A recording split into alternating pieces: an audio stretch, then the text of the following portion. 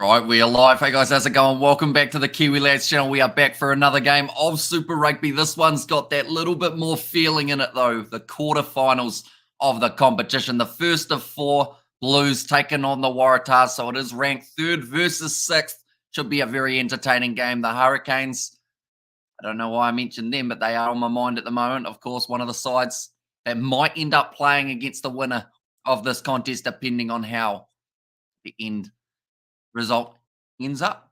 I'm nervous for this game. I think both sides are going to have a real crack. The Waratahs, they are on an 8-match losing streak against the Blues. And I feel like this game's just got that little bit of something extra in it, though. Looking through at their side, looking very dangerous indeed. Looking through, first of all, though, at the home side, the Blues, they are going to be as follows. Ofa Tuangafasi in the front row alongside Ricky Riccatelli and Nepololala. Very strong. Look out for that rolling ball with Riccatelli intact. Tom Robinson takes on the number 4 jersey. That is due to Patrick Tuipulotu being sadly injured. Might even miss the World Cup as well. In fact, I believe he's pretty close to not being able to make it with the broken arm that he has sustained. And James Tucker at number 5, bit of a workhorse, was at the Landers, now finds himself at the Blues. Going to be a very handy player indeed. The loose forward trio, Akira Ioane, Dalton Pavali, and Hoskins Satutu, about as strong as it can get for the Blues. We'll certainly try and get that go forward up against a tough loose forward trio of the Waratahs as well. But Finley Christie and Bowden Barrett, they will be the 9-10 combo. Him once again finds himself slotting in at 12 with Rico Ioane on his outside at number 13. AJ Lamb at 11. That is due to Caleb Clark being injured. Mark Talia out on the right wing. He has been in some sensational form, the right winger for the Blues. Out for him throughout the contest. And then Zahn Sullivan slotting in to close out their side at number 15. Looking through at the Waratahs, Titira Faulkner at number 1. Dave Parecki at 2. Now, I mentioned about that rolling maul of the Blues. Also, rolling maul of the Waratahs, it's been doing pretty decently throughout the Super Rugby Pacific season. Archer Holes on himself at number 3. Jed Holloway returns into the starting lineup. He is alongside Ned Hannigan, Lockie Swinton, Michael Hooper, and Langy Gleeson. Loose forward trio, very strong for the Tars. Goddard is going to be starting at number 9. No Jake Gordon for this contest. Donaldson slots in at 10, although I did see some late changes for the Waratahs, and I believe that actually means that Ben Donaldson is going to be at 15 with Tane Edmed starting at number 10. Lalakai Fakiri at 12, Walton at 13. I believe Nwanga still going to be in the starting side, though. Zaya Parisi, I don't know if he's still out on that wing. We are about to see the official lineups pop back up. I believe it is actually Isaiah Parisi, though, who goes to 13. Lalakai Foketi missing, and that means that Walton goes to 12, which is not exactly what you want for a side right before a quarterfinal. You want to have it all sorted out, worked out your set plays, etc. Don't really want to be missing them just before a big final. How's everyone doing? Says Ed. I'm nervous for both of these sides in this contest. I feel like those regular games of the Super Rugby Pacific season, they have a certain feel to them. But now that we're at the finals, this is like do or die for these sides. Whoever wins moves on. Whoever loses, unfortunately, they do go home. Now, I will mention in this case, the Blues are a lot closer to home. So that is more beneficial for them, but not beneficial if they lose, because then their Super Rugby Pacific season's over. But they've been in some pretty good form, winning their last 3 games. It was a close victory over the Highlanders last week, 16 points to 9. I think there was a lot that they wanted to improve on from that contest. Perhaps this is the game that they can do just that. The Waratahs, they were the first side to lose to Moana Pacifica. That was last week. And that was with a relatively strong lineup for the Tars. So not exactly what they would have wanted just before the playoff games, but perhaps that's the thing that they needed to light the fire underneath them.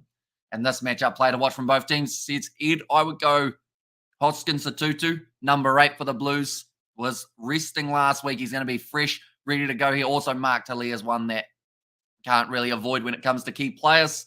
And then for the Waratahs, I mean, I want to see a big game from Michael Hooper. I feel like if any time is the time for him to step up, it is in the quarterfinals. It's Saturday Super Rugby tomorrow. Yes, says Reed. That is how it works. Yes, 3 more games taking place tomorrow. Hello, I'm back now, says Nov Mum.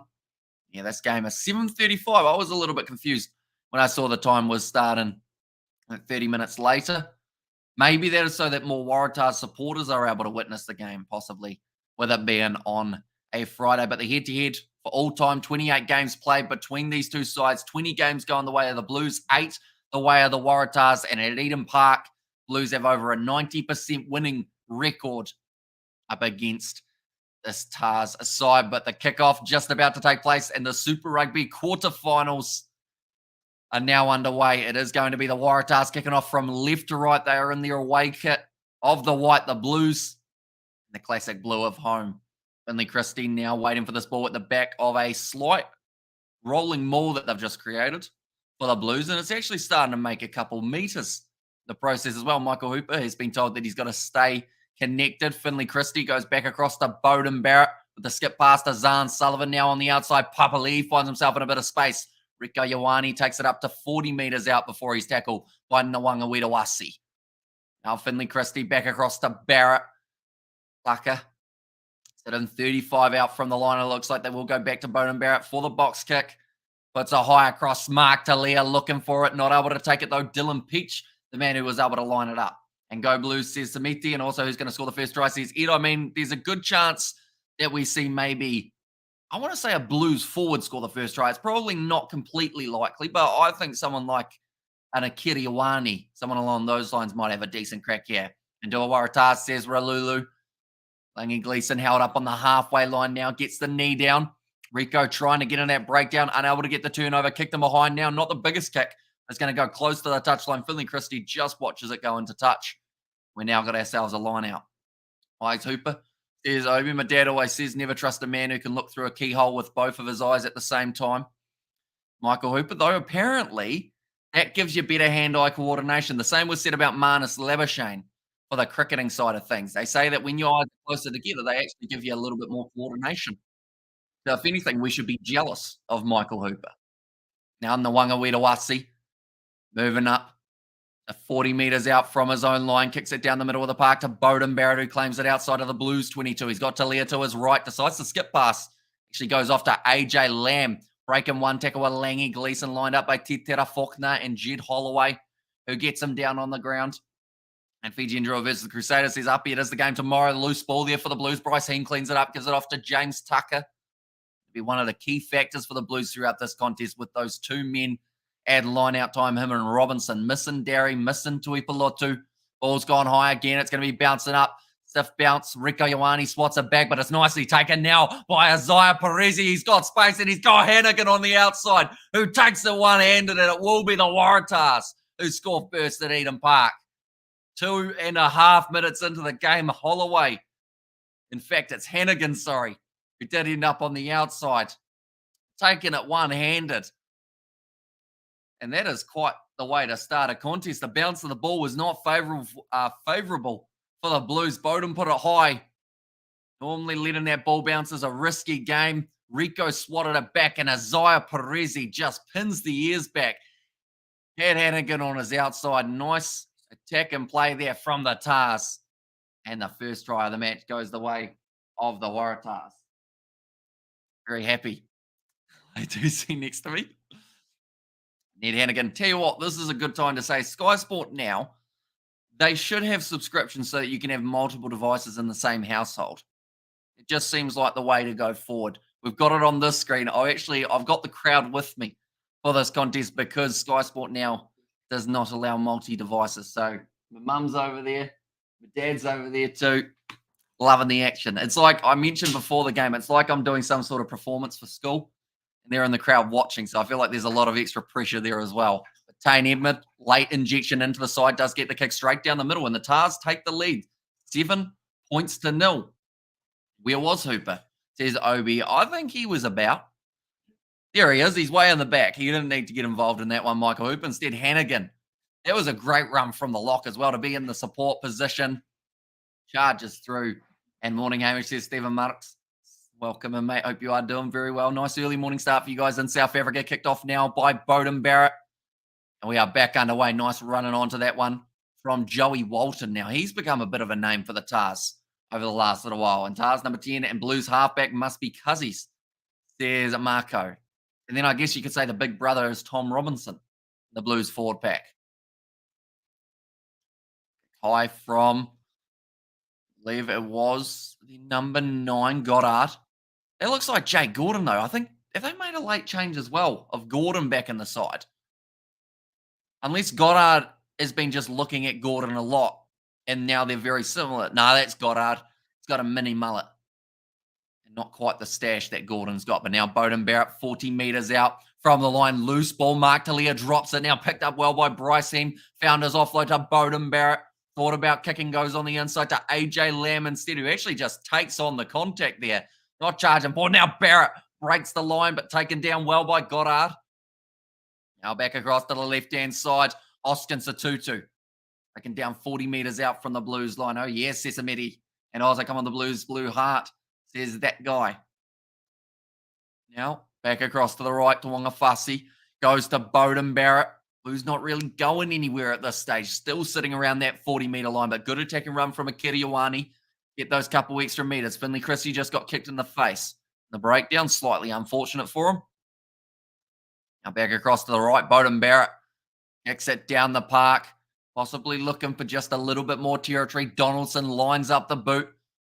I put it into touch, and that is a fantastic kick down towards the halfway line. Really not allowing the Blues to settle inside of the Tahs half throughout the first 6 minutes. No bugger, says Spider-Meek. And what is up with those flying emojis? Are things to the right of the screen, says Marco. Flying emoji things to the right of the screen. Oh, I know what you're talking about. It's in the chat, isn't it? How you can click a heart and it goes boom, but no one else can see that. I think it's just for you, Marco, or on the individual device. It's weird, isn't it? Oh, unless Blaze, it's me. Wait, so you're actually controlling the hearts in the chat. Interesting. Michelle said, hi, Amish bro. Welcome in, Michelle. Hope you are doing very well, mate. You're excited for this match. Bryce Heem, big shot on him by Lockie Swinton. I remember his debut at international level. He went out on the field, got a red card, and that was the end of it. Bit of a shame because he's a physical unit. He was quite angry on that day. Michael Hooper looked for the charge down, got told no by Ben O'Keefe. Ball's gone high now. Christy Swats are back, and once again the Tahs are in the right position at the right time in the loose ball. Now Goddard got it available. Looks like they will go for the kick now, and this is buzzing me out. They haven't even had a cone yet.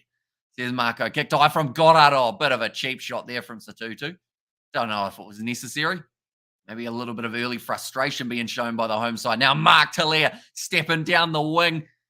There's always going to be going closer to the touchline, but the prop there, Archer Holes, was a little bit sold the wrong way. Now Barrett goes across. Nepal Lala, the loose ball. Sullivan gets it away to Tom Robinson, who says shift it wide, get some space. Now AJ Lamb tried to kick it downfield. Going to be partially charged now. Now Bowden Barrett down the wing.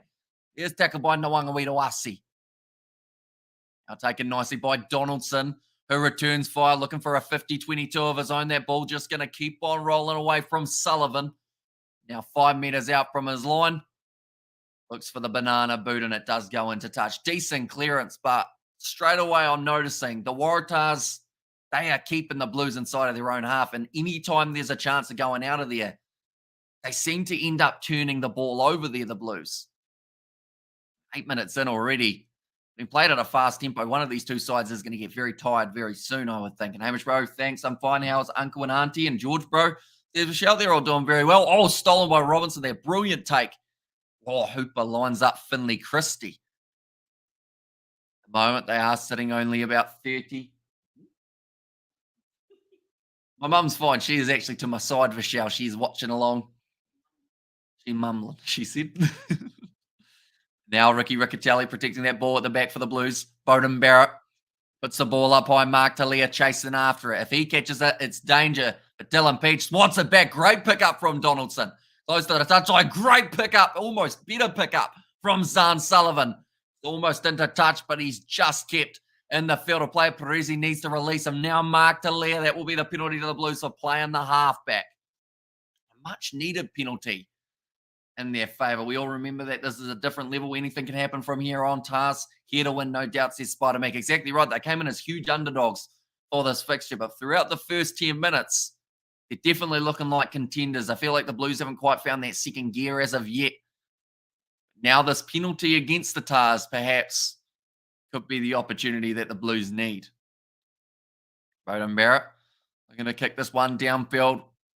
A bit of the banana kick. Didn't get a huge amount of distance on that one, Barrett. I'm surprised that they didn't give the ball to Zahn Sullivan with his left boot there. And all versus the winner of this game says, Izzy, the fun thing, or maybe some people wouldn't consider it fun, but the thing with Super Rugby is we don't know.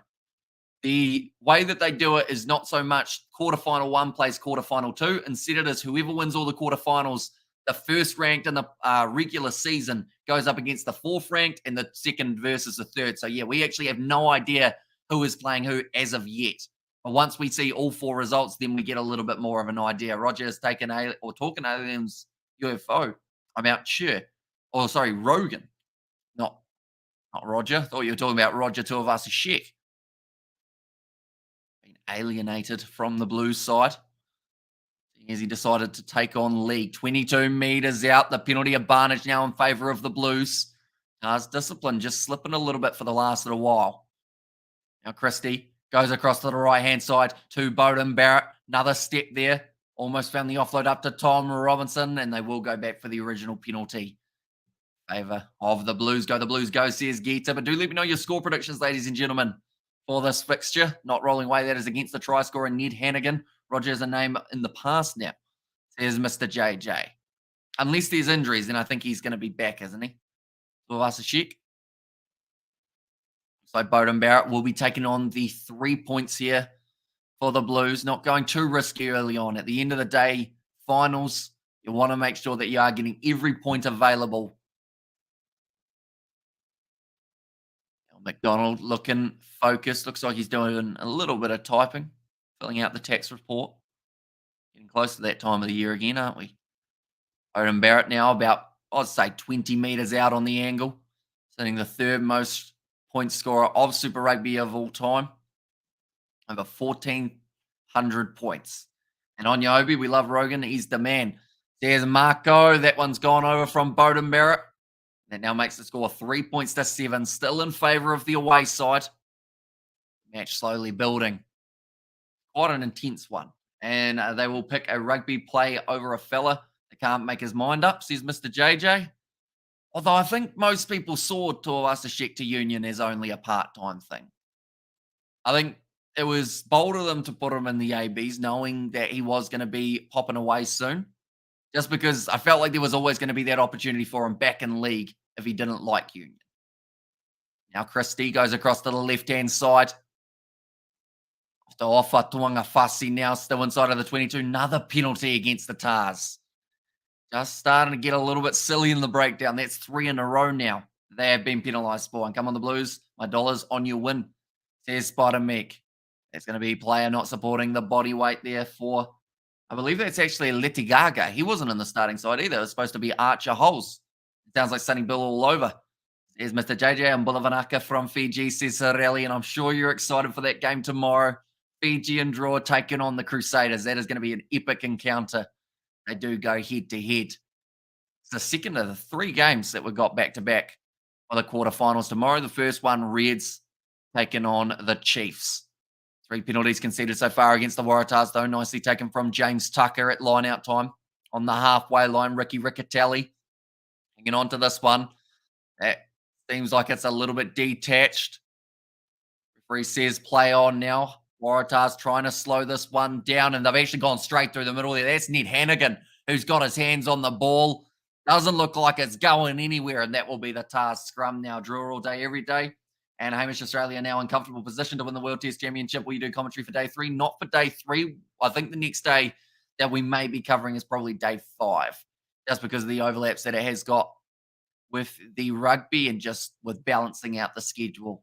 And draw all day, every day, says Sarelli there and grabs the cowbell, says Mr. JJ. Yeah, Reds versus Chiefs, Crusaders versus the Drua, and then the Brumbies Hurricanes to close out the night. Looking pretty good, that is for sure.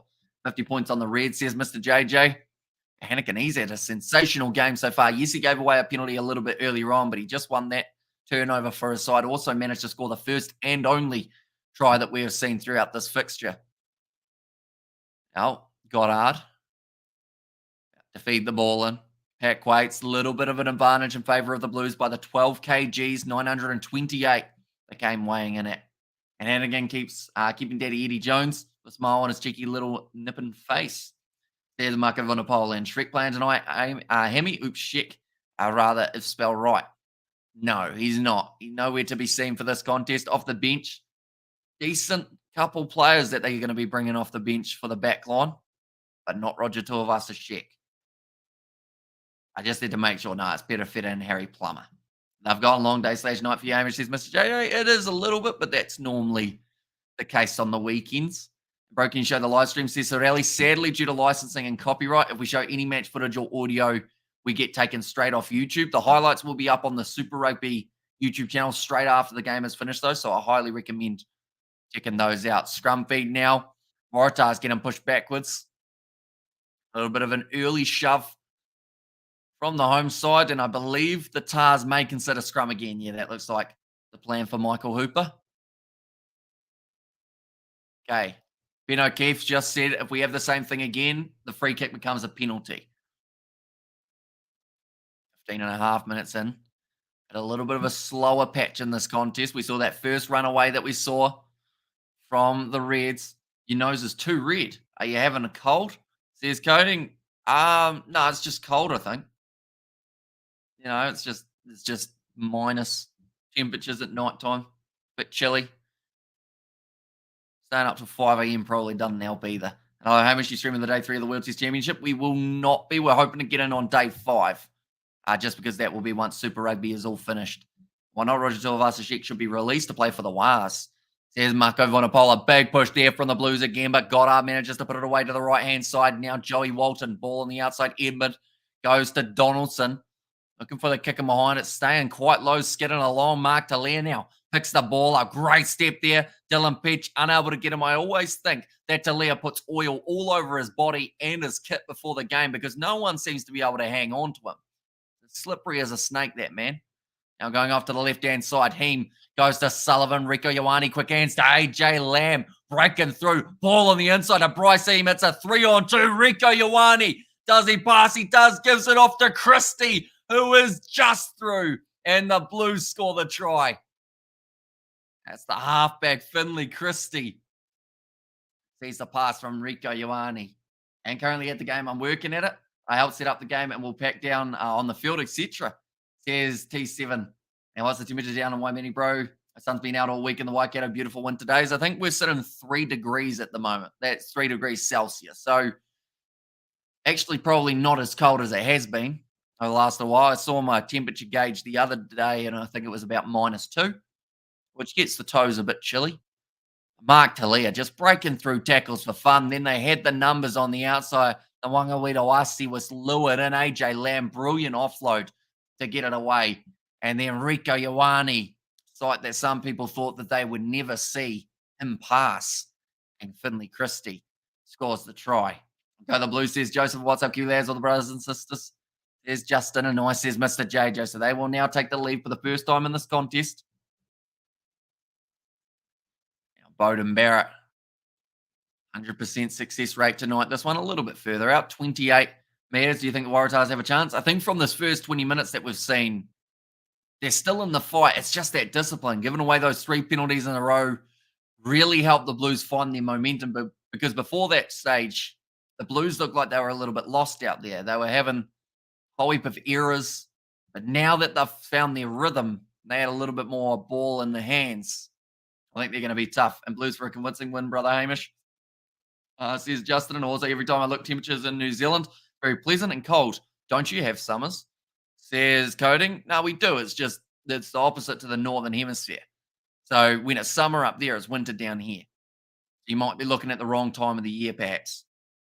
When it's summer for yourself, it's probably not here. That's going to be the penalty going the way of the Blues again. That is now 4 on the trot. It's Hannigan again. Tackler not releasing. The Blues, this is exactly what they needed. Like Grant Nisbet's just said, a free pass for the Blues to get out of their own territory here. Bowden Barrett about to kick this one for the touchline. He is sitting 22 metres out from his own line. And that's a pretty decent kick from Bowden Barrett. Gets them to about maybe 42 metres out now from the Waratahs line. Mark Talia certainly showing off the skills out on that right wing. Try scored 11, defenders beaten 71, line breaks 25. He is actually first in all those departments. Only one stat comes in second, and that is actually meters made. Ricky Riccatelli now. On out throw going in, stolen this time by the Waratahs. Langy Gleeson picks it up and has a good solid run towards Bowden Barrett. Believe that's going to be an advantage against Dalton Papali'i for leaving his feet. Tane Edmund now close to the touchline. Tuanga Fussy, I think he almost was a 2-2, almost ended up getting penalised as well. Blues says Ataoso. Hopefully I said that correctly. And also got the Blues says Christopher. So the penalty now goes the way of the Waratahs, joining ruck incorrectly. Penalty against Dalton Papali'i. Now this is a chance for the Waratahs to either take on the 10-10 or they go for the corner, and that is what they're going to do. Kicking for the corner now, the Waratahs. I know that every point is crucial, but that 5 or 7 would be a lot sweeter than just the 3. It's a great steal, though, at line-out time from Jed Holloway. And Langy Gleeson charges in, and then Papali'i just losing that body weight, losing his balance. Now the scrum feed now, the line-out throw, I should say, for the Waratahs. Scored 22 tries from line-out time. Now Hooper gives it off to Dave Parecki, who was looping around the back. Goddard goes across now to Ned Hannigan. And then the tackle by Mark Talio. I think he might have dropped that ball on the ground, but there is going to be actually an advantage in favour of the Waratahs. 10 metres out from the line now. Joey Walton goes with the lobby pass over the top in the corner. Dylan Beach gets it. You wouldn't think so. He didn't even smile, the man. No, he might have dropped it. He doesn't look happy, unfortunately for him, because it looked good. But then the way that he celebrated, it was like he's one of those fellas in England who's not allowed to laugh and whatnot, the ones who guard the castle or the palace or whatever they do. You know, the ones with the big fuzzy hats. It's like one of them, not smiling at all. Yeah, that's good, is the comment from Mills Muliaina. Well, we'll see it from this angle.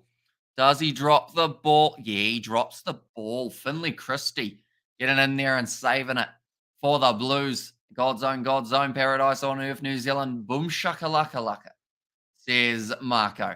And Daddy says, Jane, no, not this week either, unfortunately. Still not your parent, your guardian. I wish New Zealand flag got changed to that one with the Kiwi with green laser eyes. What an awesome flag. They are just checking this. I think he knows that he's dropped the ball.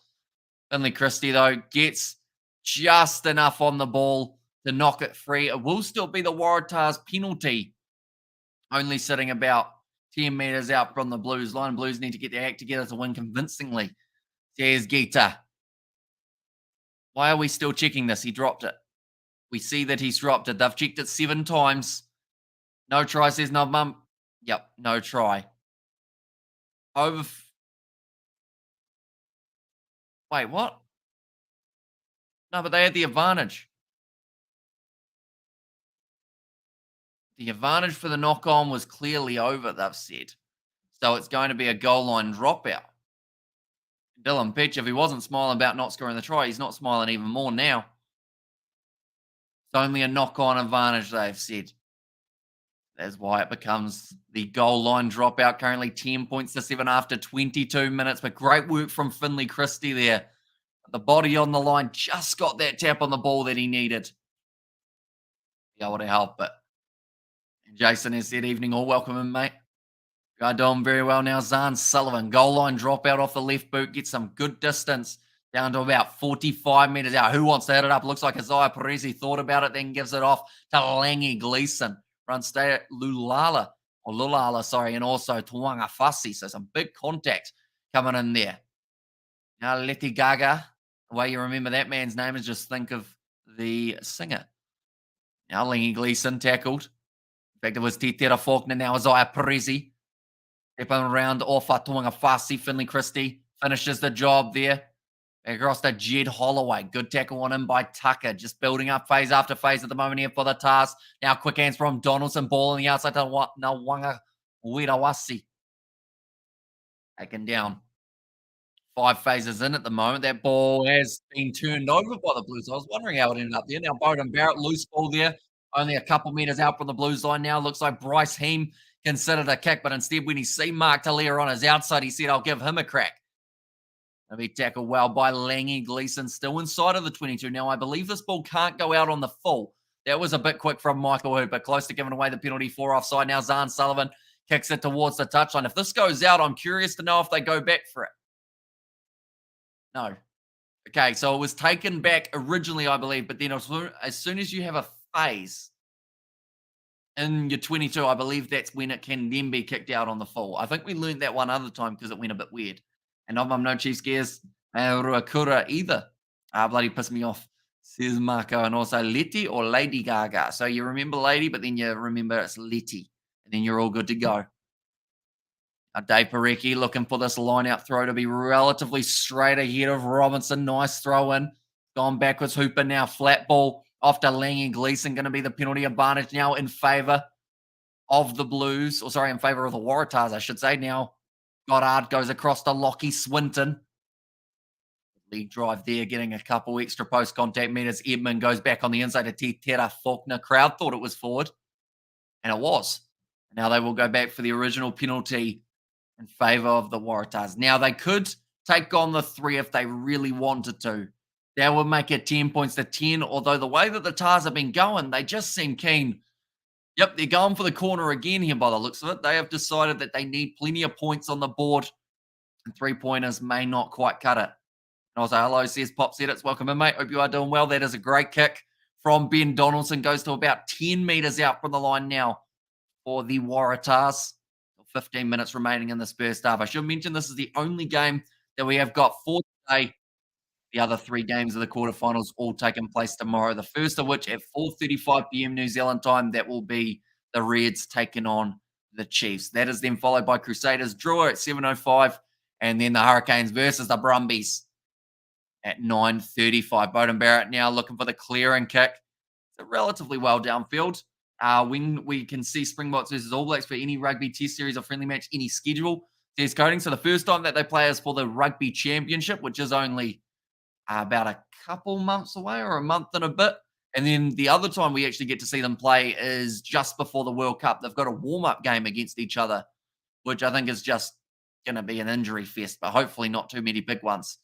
And that contest, Hannigan takes it nicely now, looping around Hooper, goes to Parecki. Skip pass, goes to Joey Walton, tackled by Akira Ioane. Now Goddard again goes back across to Jed Holloway. And Swinton looks like a tough, true blue Aussie. I reckon he'd waste the Blues loose forward trio by himself. There's Marco. Now Michael Hooper held up by Akira Ioane. This now becomes a rolling maul. So for the Tars, they have to try and keep this one moving forward for the Blues. Oh, they have actually got that one down to the ground, and it will now be a scrum feed in favour of the Blues again. And Box versus the ABs at Warriors Stadium in Auckland. Wells, says Marco. And how many games are you streaming tomorrow, says Jason? So we have got the 3 games back to back to back for the Super Rugby quarterfinals, and then also maybe a Curry Cup game we might be covering, but that one will be taking place at about 5 a.m. New Zealand time. A nice early morning one. So Roger Plain says, Pops, he is not for this contest. Instead, off the bench, they've got Peter Feta and Harry Plummer. And yeah, that starting combination in the midfield, it's Bryce Heem and Rico Ioane. So no RTS for this matchup. Blues at the moment sitting still with that 3-point lead. Not doing too badly. And wrong choice should go for the 3, says Spider Mick. Michael Hooper, most matches for the Waratahs. He's catching up on the record book. So if he has another season for them, I believe he would end up in first place with over 150. Now Christie trying to put that ball in. It's going to be a free kick now for the Blues here. What's happened here? Okay, Waratahs moving to the left, and it was unstable, says Ben O'Keefe. How many streams after this for today? This is actually the only stream for today that we have got. We've got a couple of videos that will be coming out at some stage. In fact, one straight after this at about 9:30-ish. Favorite Blues player? I would probably... Ooh, that's a tricky one. I like Tom Robinson. He's very good in a line-out, as being shown throughout this contest. But, I mean, someone like a Papa Lee, I feel like the work rate of that guy, every time you see a breakdown, he's trying to at least do something in it, whether that's pushing the opposition back or just being a little bit of a nuisance. So I feel like he's quite a handy player for the Blues in terms of the side. They've got some great players in the back line, though. Mark Talia, he's been sensational. That is nicely taken by the Tars here. Now Dave Parecki has it at the back with the rolling maul. Now Nepalulala, make sure that he doesn't just join from this one. Still hanging on. It's going to be once. Tom Robinson asking if he's allowed to go for it. He is not now. Goddard gets it up high for the box kick. down towards the 40-meter line. Great take from Nawanga. Also breaks through a tackle in the process. Now the Waratahs on the front foot. They've got numbers on the outside if they can use them. Now Perezi, skip pass out to Dylan Peach, tries to go straight through Rico Ioane, but Mark Dallaire makes the tackle. That'll be the penalty advantage to the Waratahs. That was a big mistake from Bryce. He didn't see Mark Dallaire in the breakdown. Unless he didn't, it was just a tactic to try and slow it down a little bit more. Get the numbers back, perhaps. Sacrificing the penalty for the sake of maybe saving the try. Perezi, massive shot being put it on him. Now got up with the knock on. They'll go back for the penalty. So the Blues favour Heem over Plummer at 12. Didn't Heem play wing last year for the Blues? A bit rougher on Plummer, says Joe. Yeah, so Heem's one of those versatile fellas who kind of slot in those centres, all the wings. They're kicking for the corner again here, the Waratahs. They don't want 3-pointers. They want more than that. And I was just told the Sunwolves are coming back into the competition. Is that correct? No. No, they're not. Not at this stage, anyway. Maybe in the future they might try and add a couple more teams. But for now, I think it's locked in with just the 12 teams till about 2027 or something along those lines. It's going to be nicely taken. Now 5 meters out from the line. Dave Parecki hanging on to this ball. Going backwards a little bit here. Parecki slowly getting closer and closer to the touchline. They need to have these games played earlier. 7:35 p.m. in New Zealand on a winter's night isn't family friendly. That's cold, especially when you got wee ones. There's Marco. Yeah, a little bit of a later contest here in Kiwi land. Now only a few meters out. Hannigan drops the head. That's going to be the penalty, though, for the Blues. Another one that is obstruction this time. And also, you should have beers with George after this game. He's probably sleeping by the time this game is over. Getting ready for work tomorrow. Did you play footy when you were young? I did when I was quite young. I was out on the wing. We had a ball hog of a fly half and a ball hog of a scrum half. Throughout the seasons that I played, I touched the ball twice. And, yeah, that was about it. So then I actually became a goalkeeper in football because then I still got to dive, still got the contact. I just didn't not touch the ball. And German boy off the bench, so says Marco, and where's the German hammy? He's playing or not? Yep, Anton Sedner going to be coming off the bench as number 20 for this game. Now Ricky Riccatelli about to throw this ball in for the Blues. Nicely taken by James Tucker. 9 minutes remaining in this first half, and it seems like the Blues handling it quite well at the moment. They have given away a few penalties inside of their own territory, but because the Waratahs aren't willing to take on those 3 points, they haven't really been punished for it. Now, Bowden Barrett, little chip in behind, sits up nicely for Nawanga Wasi. That was a rough kick from Bowden Barrett, but he's managed to help make the tackle there. Perezi wanted the ball, and he does receive it now. Finley Christie gets him around the bootlaces. I believe that's going to be called as a maul again. That is great work from Akiriwani. And Dalton Papali'i found the offload, though, so keeps the ball alive, although he's knocked it on because he's lying on it, Goddard. Now they are going to end up with the ball anyway here for the Blues. Damn greedy ball hoggers, says Marco. I guess my workmate is full of them, says Jason. In the future, like maybe 2030, we might see them come back in. I feel like it's a good idea in a certain extent to have some sort of Japanese side in Super Rugby, just because that will certainly help increase the revenue side of things in a competition that has been struggling a little bit for a while in terms of making the moolah. And all Kiwi kids played rugby, says Mr. JJ. Yeah, although I guess it's becoming a little bit less common in current day. I know that back in the day at school, it used to be, I think, maybe 90% played rugby. And then even the ones who played football still played rugby as well a little bit. But now it's like, I mean, it's probably split 50-50, if not maybe even less, who's playing rugby anymore. There's a lot of kids are just deciding rather than playing a sport like rugby, they'll just not play sport. Now, 7 minutes remaining. Who's 11 because Clark is out, so they have got AJ Lamb out on that left wing. So not exactly a bad change for them, but Finley Christie about to feed this ball in for the scrum. Been pretty rough. That's going to be a penalty to the Blues now. A bit of a clap. I don't know whether or not it's the microphone, but it sounds like there's 3 people watching this game at Eden Park. I like to think they've got a little bit more than that in attendance, but like you said earlier on, Marco, about it being a 7:35 p.m. game on a Friday night, she's a bit chilly here in Kiwi land at the moment. Quite a few people packed in behind the goalpost, though, I do see. But the Blues now 30 metres out from the Waratahs line. Still a relatively low scoring game between these two teams. Perhaps a late try here for the Blues could start to get their momentum flowing for the second 40. Ricky Riccatelli can't hear the call. The walk in. Now getting ready to throw it. More than likely to Tom Robinson. He's a safe bet. Oh, they've gone to him, but it is loose, and Michael Hooper picks it up. There was a partial knock on, though, they've said, from the Waratahs. And now, going to be another scrum to the Blues. This game is starting to get taken over a little bit by the scrums. I know it's something that people in Super Rugby have been getting slightly annoyed about, the amount that we have seen throughout games as of late. But yeah, Jed Holloway gets the fingertip to it, knocking it on into the hands of Big Red Tom Robinson. Down to 5 minutes remaining. We can see a few of the Blues bench warming up. Blues are normally the most dangerous side in the second quarter of a match. In this period, they have scored 159 points, which is absolutely massive compared to how many they have scored throughout different stages. Just to put that in perspective, the third 20 minutes, they normally only score around 90 points rather than that 159. Some of the best rugby players I've had over the years come from soccer. Once the parents work out their child is not going to get killed while playing, says Mr. JJ. And I think the tricky part is nowadays you can't guarantee it. Unfortunately, it's become pretty physical at the lower levels. That's going to be the advantage now to the Blues again. And they will now get the penalty. I think they're going to take on the 3 here for the Blues, because this would end up with a 6-point lead.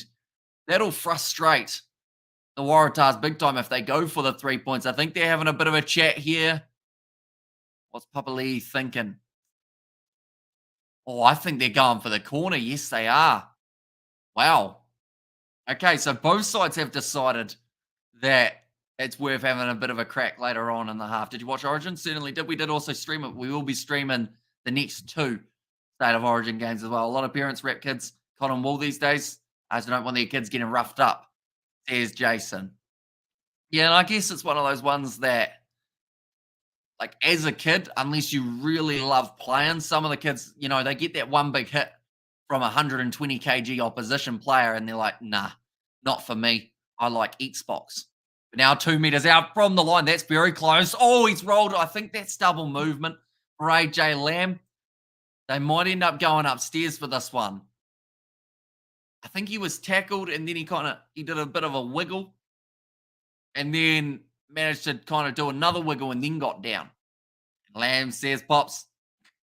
That was interesting there from Ben O'Keefe. He's just said, everyone get up. And who's 14 for this game? It is Mark Talia. And tries are made for an epic game, says Mr. JJ. So they're going to be checking this one to see whether or not AJ Lamb. Okay, they're checking for the grounding. I think he got a grounding here. It's just how he got there. That might be a little bit more of a question mark. So he was down. For me, that's still up. Still off the ground. Okay, no, I don't think that ball's over the line there. Maybe about there, but that might be a little bit too late. Yeah, he ends up going down. It's held there. Then crawls forward afterwards to then get it close to the line. I hope rugby is rugby. Some games don't have much scrums and some do. It is what it is. There's Ronnie there.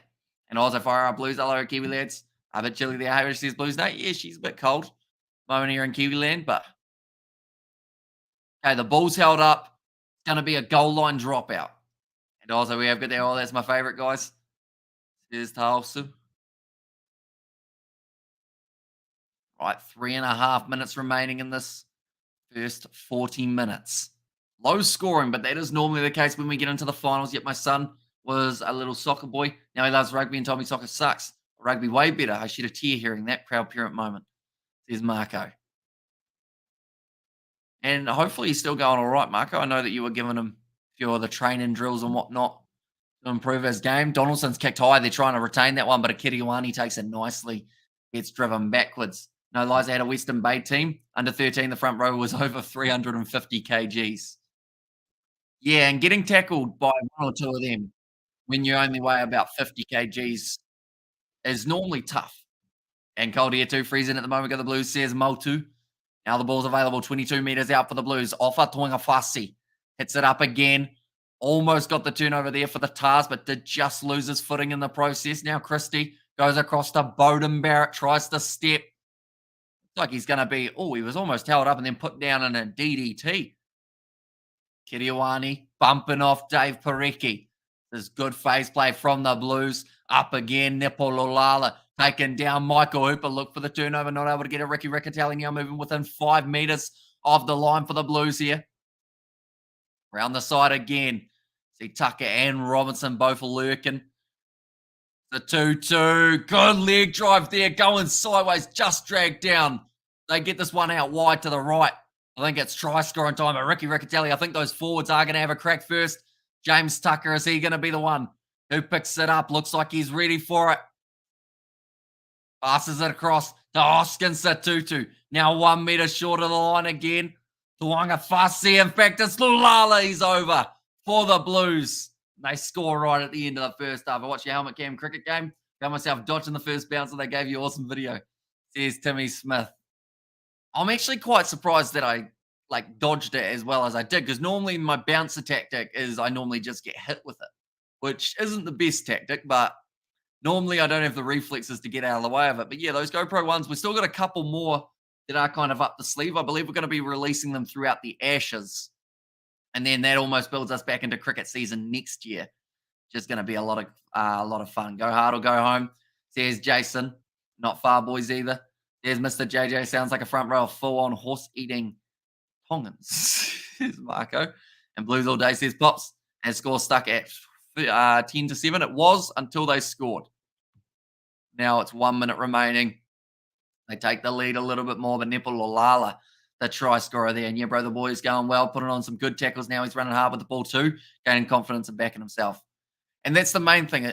As soon as a child in a game of rugby is willing to run it straight, it sounds ironic because that's like a Kiwi saying, like, oh, I'll run it straight, G. But it's effective. The amount of extra meters that you make rather than running sideways and getting tackled is actually quite surprising. And normally you end up, even though it's hard contact, first of all, normally it's not as bad with the scheme of things, like going sideways and running away, you can end up with your ankle or your leg getting crushed at an awkward angle. Straight on, you just feel straight into the chest plate. And also when we can see your GoPro training vlogs, please upload them. So much fun to see, says Coding. So yeah, that will be probably throughout the Ashes. And why not show the game? Pretty much because of copyright. If we show any match footage or audio, we get taken straight off YouTube. 10 seconds left of the first half. Looks like the Blues will just go for the last 2 phases. And then they'll look to put this ball into touch. I've been told to use it. Back to Bowden Barrett, who will look for the touchline. Has the siren sounded, or are they going to have time for one last kick? No, they've said it's halftime. Ben O'Keefe looks down at the watch, and that'll be halftime. 17 points to 7 in this contest. So the Tars, they were the first team to score the points, but then from there, the Blues were able to fire back and run it up the guts, says Jason. And also you get own running sideways. You do. It's actually, people don't realize that you can actually end up in more danger of injury trying to run it away from the opposition, because then you're giving them all of the side of your body to be able to try and crunch. Whether or not it's a rib shot that you get in the side or maybe the knee, the ankle. Straight on, you'd like to think because of the way that the body is, you've got a little bit more of an impact area for them to be able to hit. And then because of that, the damage is kind of broken out into more area. That makes sense. I think I definitely know I'm not a teacher from my description there. How did your trip to Christchurch go? It went all right. We actually ended up with over 4 hours of footage from that trip. So that'll be something that we'll have to try and upload at some stage. There's going to be a lot of editing involved in that, though. We did a lot of things. We went go-karting. We went to the driving range, got some electric scooters and drove them around, went out on a night out. When you're flying up to Auckland, Harry says Blues Nate, that is the tricky one. I've been trying to work out in the schedule where it fits in. And I've also tried to work out who I can bring along for the trip. Because I feel like from down here, I'd love to be able to either have George, but then he works, so that makes it tricky. Isaac, but he works, so that makes it tricky. My mum and dad, trying to convince them, but yeah, we'll see. Hopefully, it was hopefully going to be the end of the month. But we're getting pretty close to that already, aren't we? We're already on the 9th today. At some stage, though, fingers crossed. And time for them to stack you up or stack up on you. Odds are there will be a prop standing in front of you, says Mr. JJ. And good half of rugby so far. Blues playing better towards the end of the first half, says Rugby Edge. Yeah, they were a little bit slow getting going, weren't they, the Blues? But it seems like since that first little patch that they are getting that little bit stronger. Waratahs fan says, Pop said it. I am impartial from New Zealand, from down south. But I mean, I like what the Waratahs have been able to do throughout some of their fixtures. They've got a strong lineup. Holloway, you've got Hooper, a lot of guys starting with H. Nawanga Wetawasi, he's been great. And sounds like the bros had an awesome time in Christchurch. There's Marco. It was good to catch up with them. The first time that the boys have actually all gone away on a trip like that.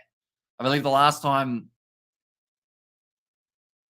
geez, I don't even know. The last time that we all went away on a holiday together or like any sort of trip was probably back at school in like year 10. I think we went to Pearl Forest and the boys made friends with a Sasquatch in the woods. It was quite enjoyable. His name was Jeremy, for anyone wondering, which I don't think you were. Hooper's last year, says Pops. Depends. If he's got one more in him, he's going to break a lot of records for the Waratahs. So maybe, that might be something he's after. Imagine if the Waratahs had kicked all those 3 points, says Viliami. It would have been a lot closer, that is for sure. But they decided to turn them down this game. Theoretically, should be at least 13 points on the board for the Tars. Maybe the Bay on the way. Hamish says, Mr. J, yeah, I'd like to go up one of the coasts, perhaps, or go to a couple different places on me travels. Quickest way to the line is straight up the middle, says Ronnie Thompson. Yeah. I guess a way of looking at it is by not running straight, you are delaying the inevitable, which is pretty much you're going to get hit at some stage. You're going to feel that big shot coming in. It's just, do you want to feel the shot as soon as possible, or do you want to delay it and then know that it's coming and then just have to kind of anticipate it? If Fair Hamish work something out, send your mangoes from Auckland to you, says Blues Nate. I got a mango when I was up in Christchurch. That's the only thing I brought.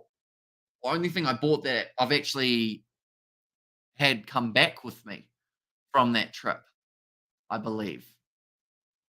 I don't think I got anything else other than a mango and a pack of bananas, which I feel like I could have gotten here. Well, the mango part, no. So that's why it's important that we win, of course, to get a mango. I offered you a fishing trip, backpacks included, says Mr. JJ. And the swordfish is still, I tell you what, a swordfish are scary things, aren't they? I'd worry that I'm going to stab myself with a swordfish accidentally. Of course, not on purpose. Nice mango. And no cookie time, says Jason. Nah, we didn't end up calling in there on the way home. I don't think my parents did either, because it's one of those ones they were coming home on the same day. So it was going to be either we called in or they called in. I assume that both of us wouldn't. But yeah, they didn't either, which I thought was interesting because I know they both love a cookie time cookie. Also, if I pick the world beater second or the half pick, it would be a mongoose. Why mongoose can kill a cobra in a blink of an eye.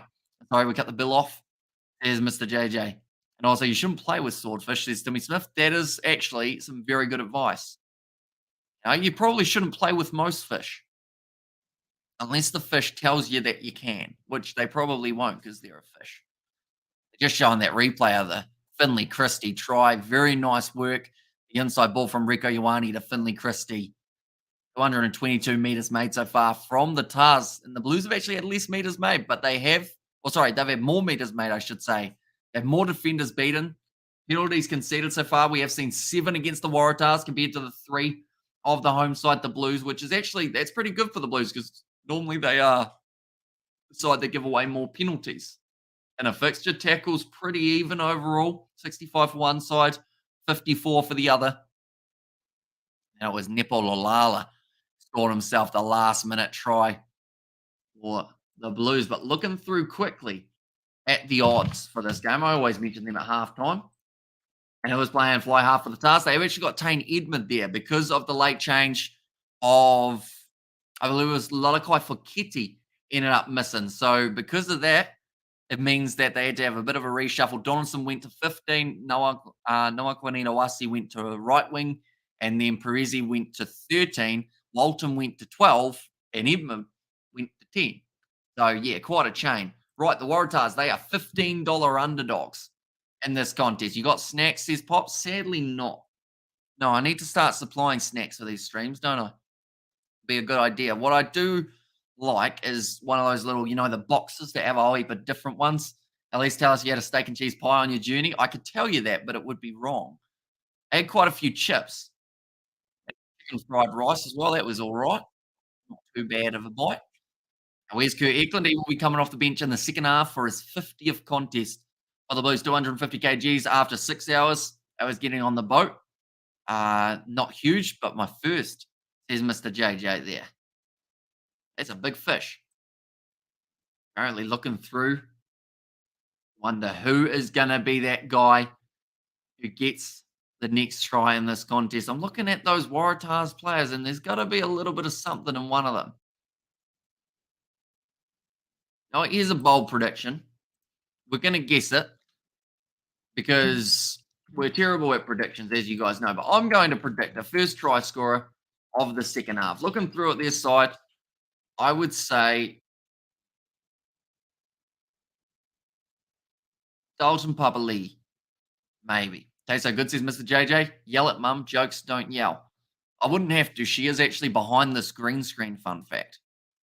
I'm in quite a public area of the household. She will be joining us for the second half. Not really on the stream, but just watching the game, I believe.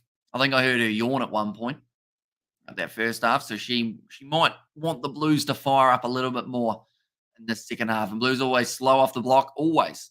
Once they wind up hard to pull back, says Spider Meg. And yeah, their most lowest scoring time is actually this next 20 minutes.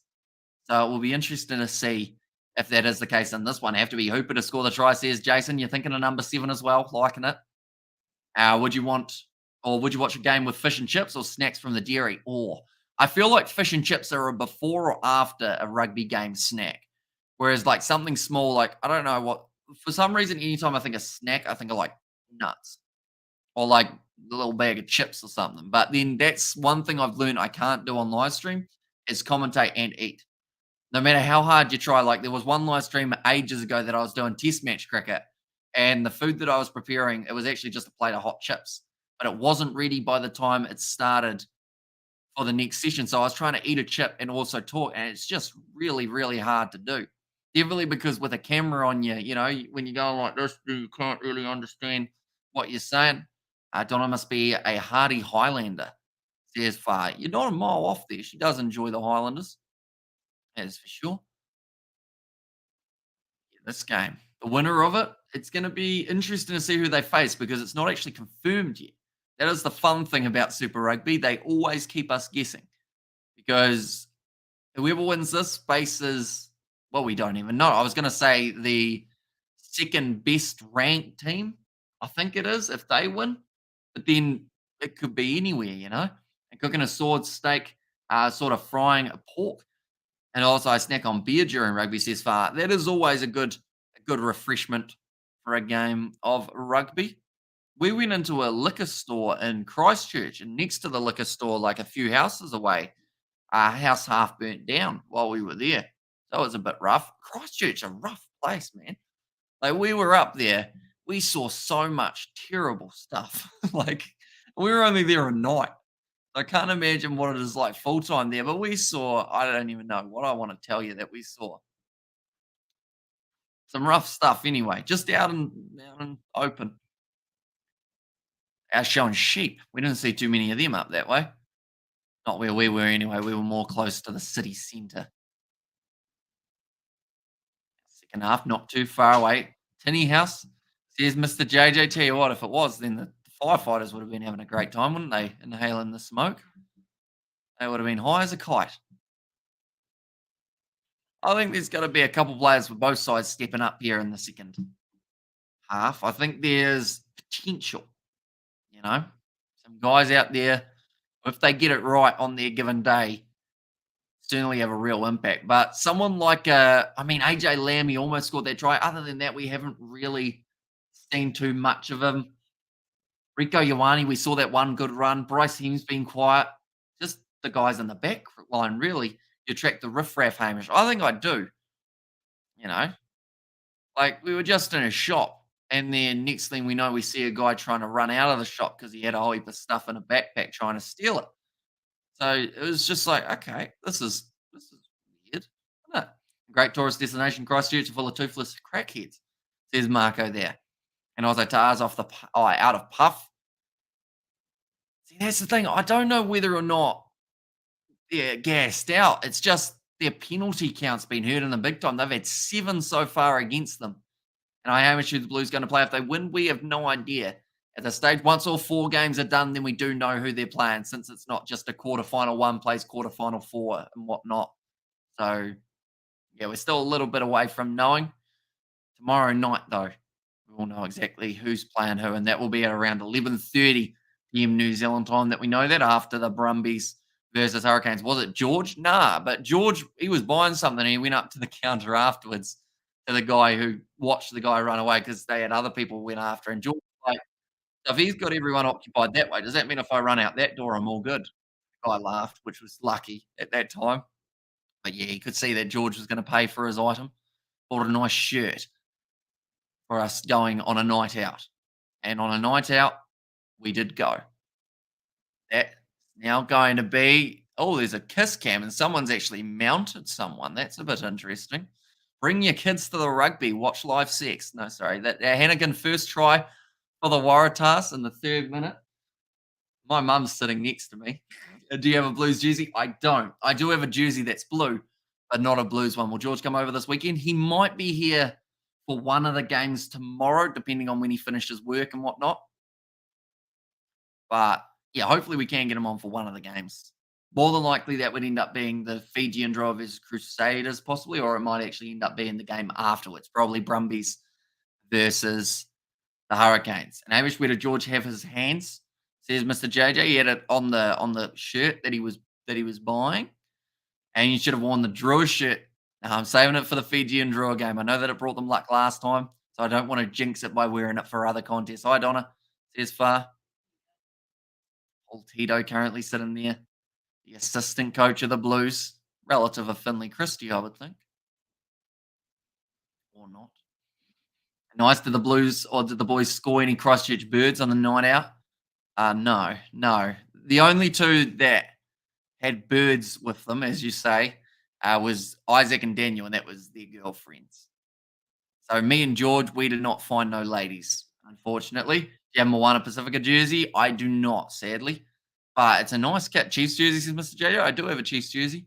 Could wear that maybe tomorrow for their game up against the Reds, although they've been going pretty well without me wearing that one. Lalakai Fakiti, he's on the field now. That's weird because so they had a pre-match suffer around that wasn't actually due to injuries by the sounds of it. They just changed it for the sake of it.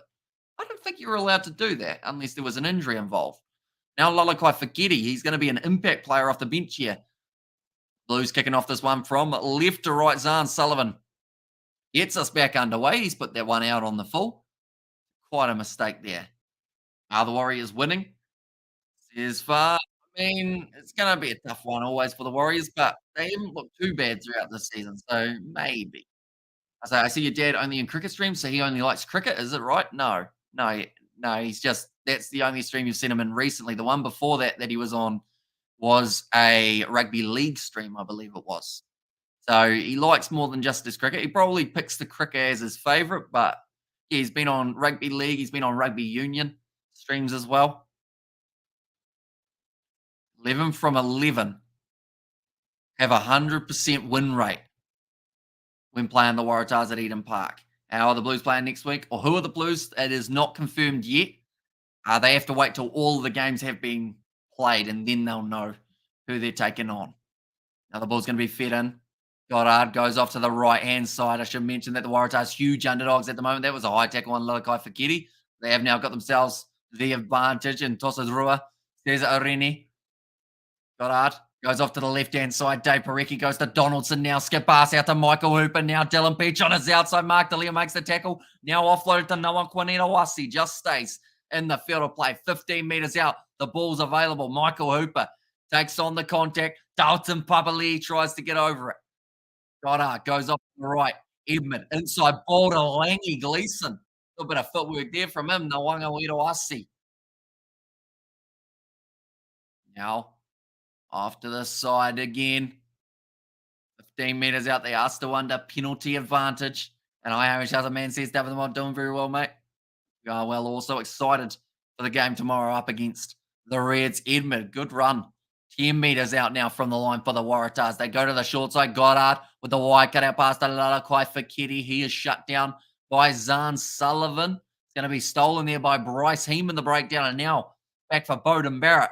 Puts boot to ball. The Waratahs retreating to take that one inside of their own half. Edmund goes across now to Ben Donaldson. One more will be Joey Walton. Now across to Dylan Peach, who's had his hands full with Mark Talia defensively throughout this first 42 minutes.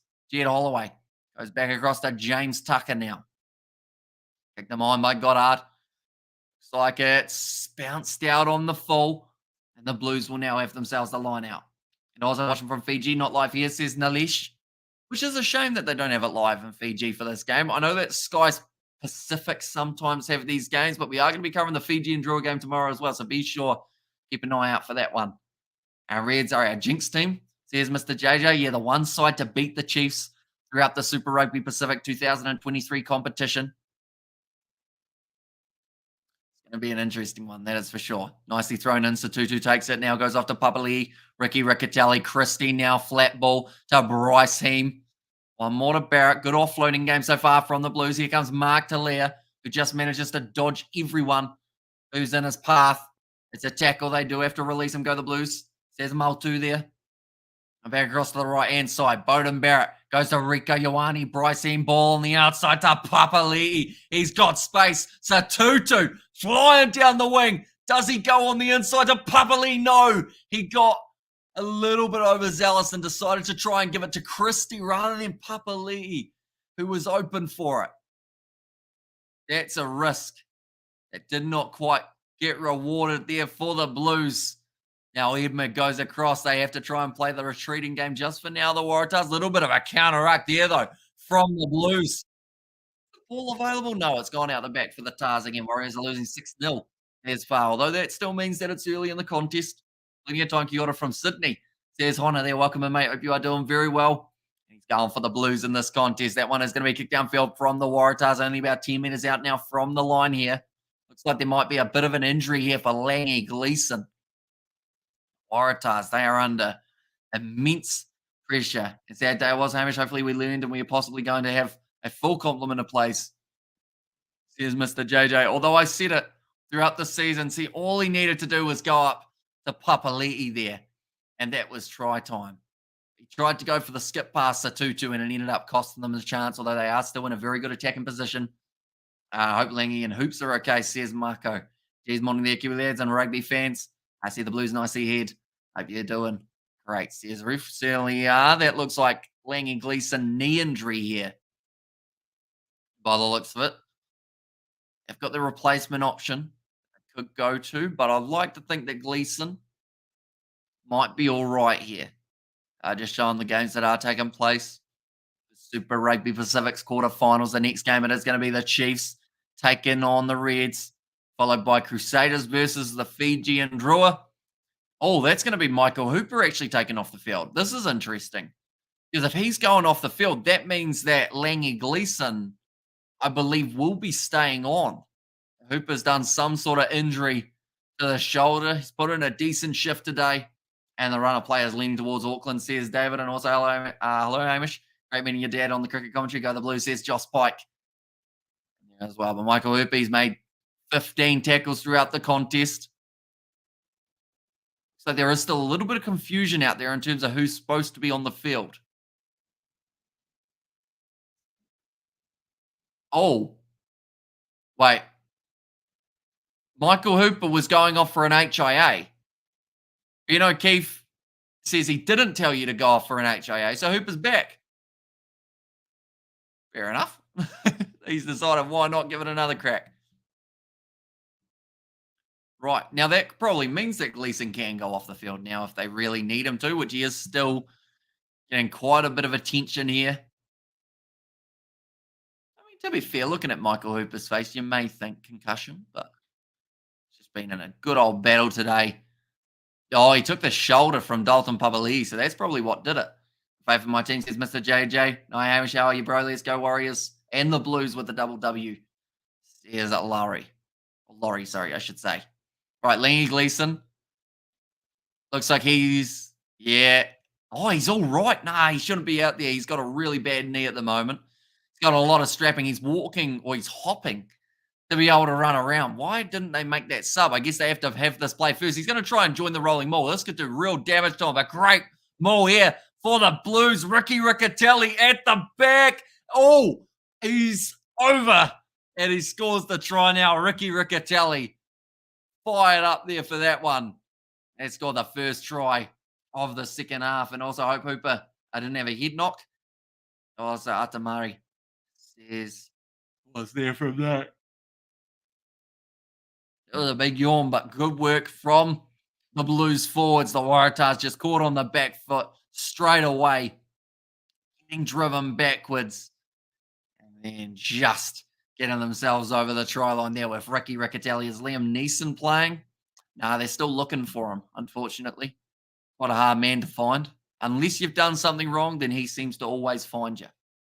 Big Dalton Papali head that they've got in the crowd. I still want to know where you get those massive cutouts of players' heads. I feel like I should stick one on the lounge wall. I'm sure my mum wouldn't mind.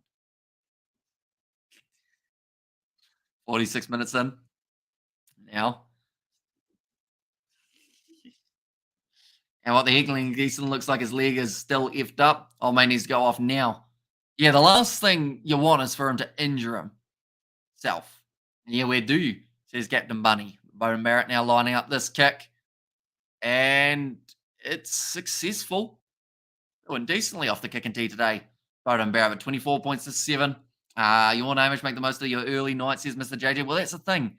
I've got to now make the decision of whether or not I go to bed relatively late after quite a bit of editing or go to bed early and then have a lot of tomorrow up where I'm just waiting for the game to take place. Thrashing on the cards for the Waratahs, says Neelish. Yeah, I think they've really taken their foot off the gas here and it's going to hurt them. I think my prediction was 32 points to 18 as the score, but that seems unlikely to happen because that would mean they need 11 points and they aren't taking 3-pointers at this stage.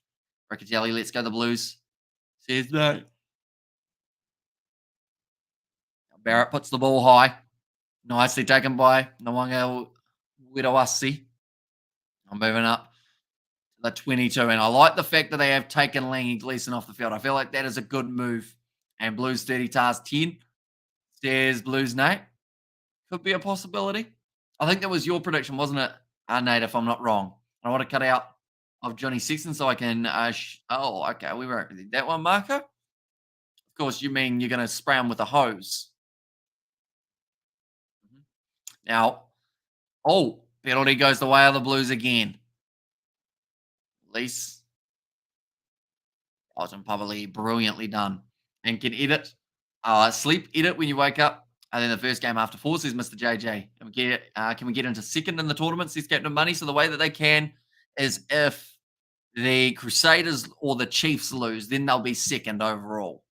And then they will have a home final for the next contest. But if the Chiefs and the Crusaders win, then it will be the Crusaders taking on the Blues in the semi-final.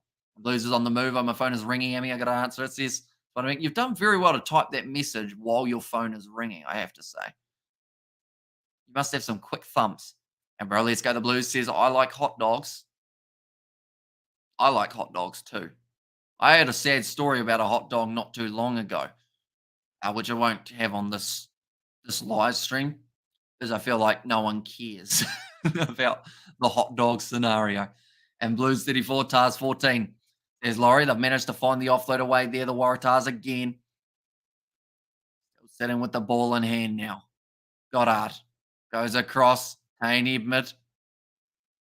Ben Donaldson kicking him behind, looking to get it towards the touchline. And Bowden Barrett just watches it go into touch. Also, oh, that's my mate. I call him the Warriors try him, he says, Spider-Mick. Right. Scrum feed, or sorry, line out throw now for the Blues. And it sounds like there is going to be another change being made here now for the home side. That Robinson going off. Oh no, HIA change. Okay, Vailanu will make his way onto the field. That is because, oh no, that's actually Latu that I've got there at 16. Was he originally supposed to be? He was. Latu. And that score by the Warriors was pure luck, says Nalish. Dallas's hot dog story governor. Says Marco, no hot dog, thank you, says Mr. JJ. Pretty much what happened was I witnessed my hot dog falling in the air fryer or in the deep fryer, the fish and chip shop. Didn't say anything and then paid for a hot dog that I didn't get. And that hot dog would have been quite burnt by the end of it, I would think. Riccatelli, now ball available, 10 metres out from the line. That is the Blues line. Nice rolling Morley. It's actually broken off the back. Good takedown from Goddard. Be able to collapse it one-on-one. Now looks like they will once again roll this one back. Finley Christie to join that one from the back. He might be close, Nate. Mr. JJ, another good carry forward, and the penalty goes the way of the Blues. This must be frustrating for the Waratahs because every time they just end up giving away that penalty. And unfortunately, up against a side like the Blues, if you let them get into the contest, like, yeah, you're really going to let them capitalize. Oh, sorry, that score by the Waratahs was pure luck. I thought it said the Warriors, but you said Waratahs. I mean, I wouldn't call it pure luck. Rico Ioane swatted it back, and waiting for it perfectly was Isaiah Perez. He broke the tackle with Finley Christie. That's just a tackle missed, and then, yeah, Hannigan was in support. I feel like it was a pretty decent try. I feel like we need to give them some credit. This one would be insane for the Waratahs to make a massive comeback, and sometimes nothing goes right, says Mr. JJ. Oh, AJ Lamb goes across to Kiriwani. Heem Barrett has got the options on the outside. Now Rico Ioane tackled by Hooper. Is he? No, he's broken the tackle. Now Goddard takes him down. Now the Blues only 25 metres out from the line. And Kiriwani has another crack. Looking for someone like a Mark Talia. He's lurking at the moment just behind the breakdown, waiting for that passing opportunity. Barrett going across now to James Tucker. Taking down 25 out. Christie goes to Barrett again. Short flat pass to Rico Ioane. Christie picks it up. Goes off to Ricky Riccatelli, the most recent try scorer for the Blues. All available again. Just like says, I like hot dogs. Thank you very much, mate. You want to listen to the channel, be sure to leave a like and subscribe. We will be back for the semi-finals next week and also all three of the quarterfinal games tomorrow. We will be covering on the channel as well. Bryce Heem moves up to the 22. Atonga Fassi taken down by Ned Hannigan. Now inside ball from Ricky Riccatelli. Good run from James Tucker to move to 15 metres out from the line. Now Christie sells the dummy, goes across to Dalton Papali. Gets the legs driving. Latu over the ball. He's given away the penalty advantage. So now a Kiriwani trying to snipe round the side. 5 metres out, Tucker goes off to Nepololala. Already scored himself one try. Robinson thought about picking it up and having the crack, and he might just do it now. The fact that that ball's available, although it looks like a Kiriwani instead, might consider going off to Tuanga Fussy. Just short of the line. Who's going to get it? Tucker does. Did he score it? No, he's just short once again. He taken down on the angle. I think he tried to go to the wrong side there. Flat pass. Satutu out wide to Zahn Sullivan. Dives under the tackle attempt and will score the try for the Blues. It's a miracle any team can cross the Blues line. The Blues one of the best defenders, says Spider Mick. And we go Otala. Markets find some mango if I'm lucky. Says Blues Nate there. Mango drink, says Mr. J. I mean, a mango drink is always very nice. Mango smoothie or mango popsicle or anything that's mango side of things. And also tell those coppers, sort those damn motorbike boys in Otara. It's comedic how many of them hoon around the streets. There's Marco. It's a great ball from Ricky Riccatelli on the inside of James Tucker. Was wrestled down in the end, but the Blues, they have now found their rhythm. They've found bit of momentum that they needed, and now it's looking like she's going to be a one-sided affair. And also, we've got the Alexander said, "Hey, buddy, show the live game." Enough talking, mate. Want to see the live game, man? Haha. Yeah, sadly, we cannot show any match footage. Unfortunately, I can show you the Blues kit. That is as much as I can show you, unfortunately, without YouTube taking me down. There you go. Blues kit.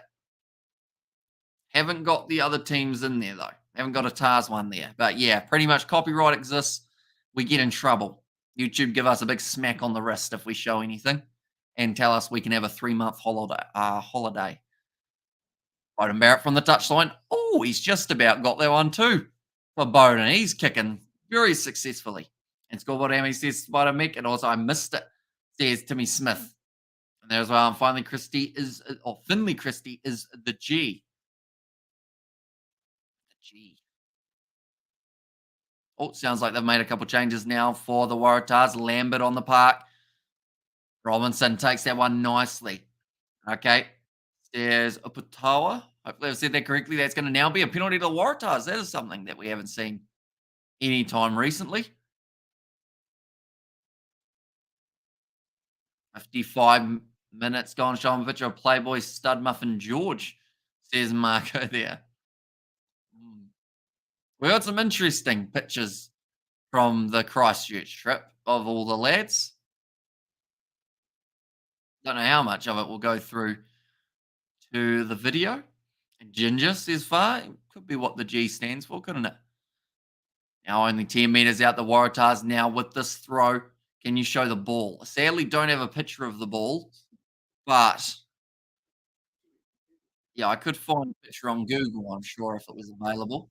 Who are you cheering for? I'm pretty impartial in this one. Of course, the moment the Blues have had the much better second half. The Waratahs, they started well, but just didn't quite get it right after that, unfortunately. You got the Blues, there's Bestley. Once again, the Waratahs managing to get the turnover. Hey, buddy, you need a couple beers, mate, says Alexander. Tell you what, if you think I talk fast without a couple beers, you wait till a couple beers are consumed. The words will come out that quick that I would probably be able to sell 10 houses a minute as an auctioneer. Another Waratahs line out. Apparently, they've got a 24-point lead here, the Blues. And none of your balls, please, Hamish. Oh, you wanted to see my balls? No, I can arrange for that. Short ball. That's popped out inside, or on the side of Nepolulala again. A line out. And I mean, I just want to say everything for the Waratahs just isn't quite working out at the moment. Nice run forward from Dalton Publi, those, Amy, mate. There's Bestley. Now Christie. Back across to Bowden Barrett. A lot of pressure there. Once again, the Blues having a kick for the touchline. Waratahs, if they want any chance whatsoever of finishing this game close, they need a try within the next couple of minutes. Blues, they will be eagerly awaiting to find out who they would be playing next.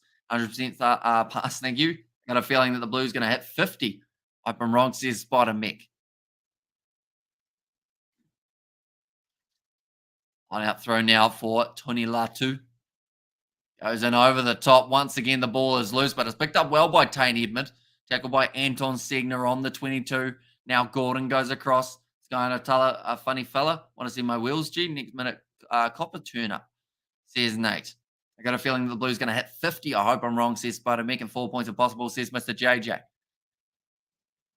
Ow. Be offloaded back up. Edmund.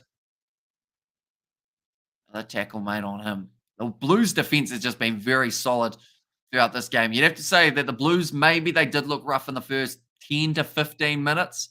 After that, though, they've just looked like a well-oiled machine. Tars, they haven't been able to quite find an answer to that. Edmund goes across again now. I think that's Lambert this time. Taken down, and the Waratahs slowly getting forced back towards the halfway line. That ball was loose. It's going to be an advantage for not rolling away against the Blues. Another tackle this time on Joey Walton. They do have to release him, and they did not. Surprised that they didn't end up getting a penalty advantage against them there. And smart rugby by the Blues, says Nalesh. And thanks, Laurie, says far. 2 minutes left. First half, Raiders 8. The Warriors 6. Okay, so they're not completely out of it yet, the Warriors, which is good news. Ben Donaldson now going to be kicking this one for the touchline. Gets it about, again, that 15 metres or so out from the line. Ricky Riccatelli sounds like his night is done. He is going to be replaced by Kurt Eklund, who is bringing up his 50th cap for the Blues. A big hug from Ricky Riccatelli. And Eklund walking on the field with a little bit of swagger. Either that or he's got a bad knee. I think it's just a bit of swagger, though. And come on the Tars, just a try, no conversion. And the Blues got a penalty, says Mr. JD. That's gone over the top, and Michael Hooper claims it now for the Tars. 10 metres out from the Blues line. Goddard goes across to Ned Hannigan. He was the man who started the scoring of the Tars. He could be the one who breaks through again. Now moving up to 5 metres from the line. Goddard goes to the right-hand side. Now, I don't want to say that Goddard's had a bad game, but I wonder what kind of difference having Jake Gordon out there on the park would have done for the Waratahs. He goes in behind now. Donaldson sells the dummy, couldn't quite get his offload away. Now, still 5 meters out. Goddard tries to step, finds the offload away. The replacement number 21, and the penalty goes the way of the Blues and Anton Segner. Are you still streaming the cricket, Hamish? We probably won't be up until day 5 of that match when the rugby is finished for the weekend. Then we're back into the cricket side of things, but we are going to be doing the Ashes on the channel, which is just around the corner. What's the Warriors versus Raiders score, boys? 8 points to 6 in favor of the Raiders, by the sounds of it. And all goods, I know it's about the Blues Tars, but room for the Warriors too, says Laurie. Michael Hooper, still a champ. There's Taylor. Downfield from Bowden Barrett. Almost moving into the final quarter of the game, which is where the Blues can be quite dangerous. Actually, their second most dangerous period of a game. Anton Segner just getting over the ball, winning the turnover for his side. And Tars and the Wars are to both lose tonight. However, the Chiefs and Crusaders playing. So the Chiefs, they have got the game up against the Reds.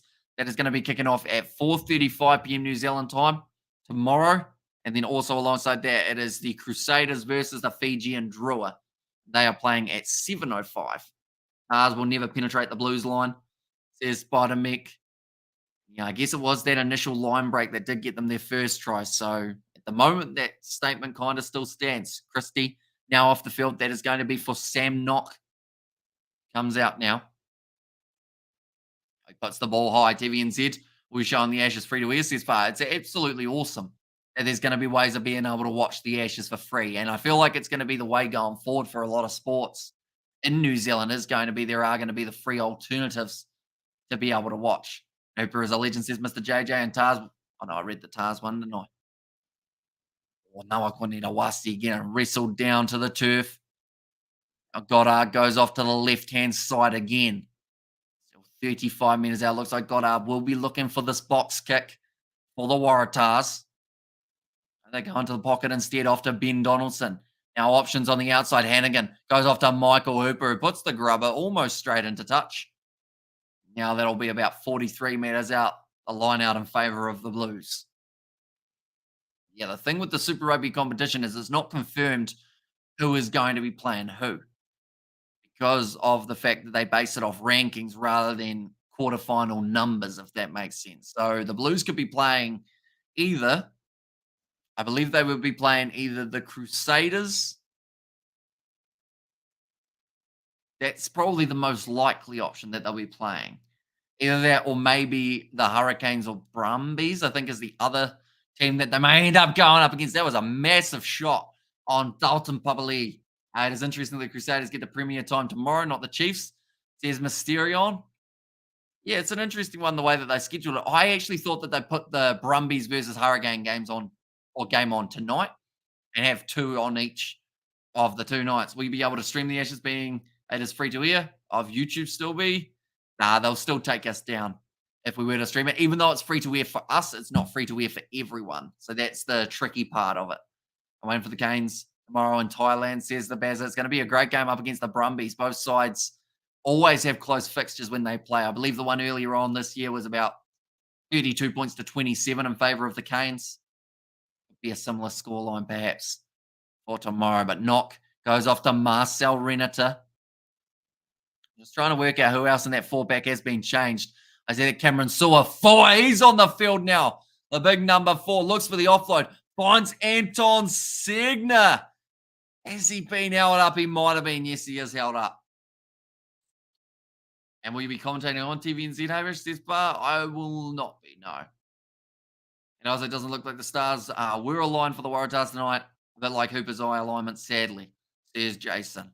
And Kiwi Lad, have you seen the cannon drive pick and the go the Irish teams use? Oh, sorry, the cannon pick and drive, where they basically crawl on one arm on the ground, says to me. I have not. I know that we see a bit of double movement every once in a while.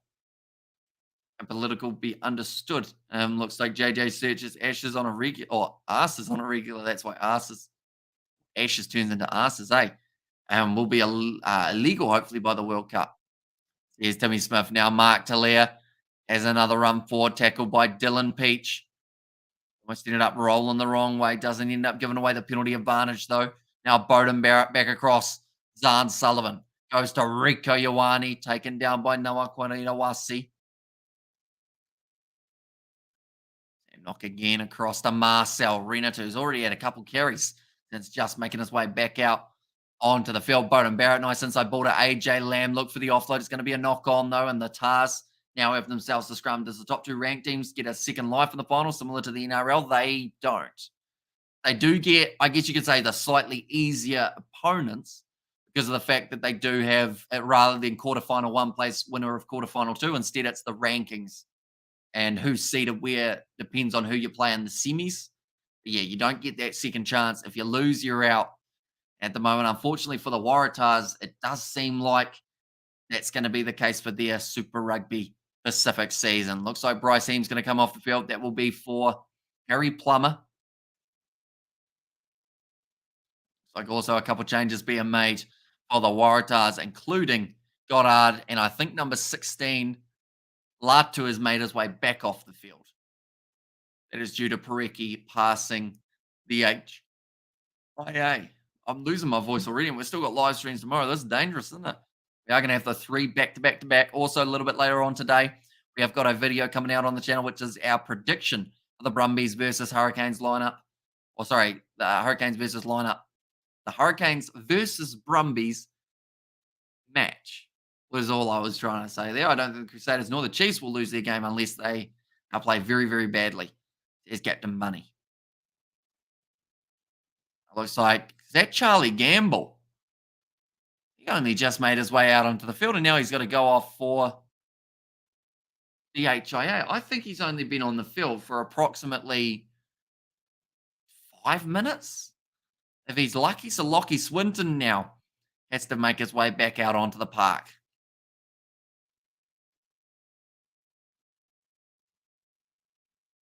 The ball being fed in by the Tahs. They are deep inside of their own territory.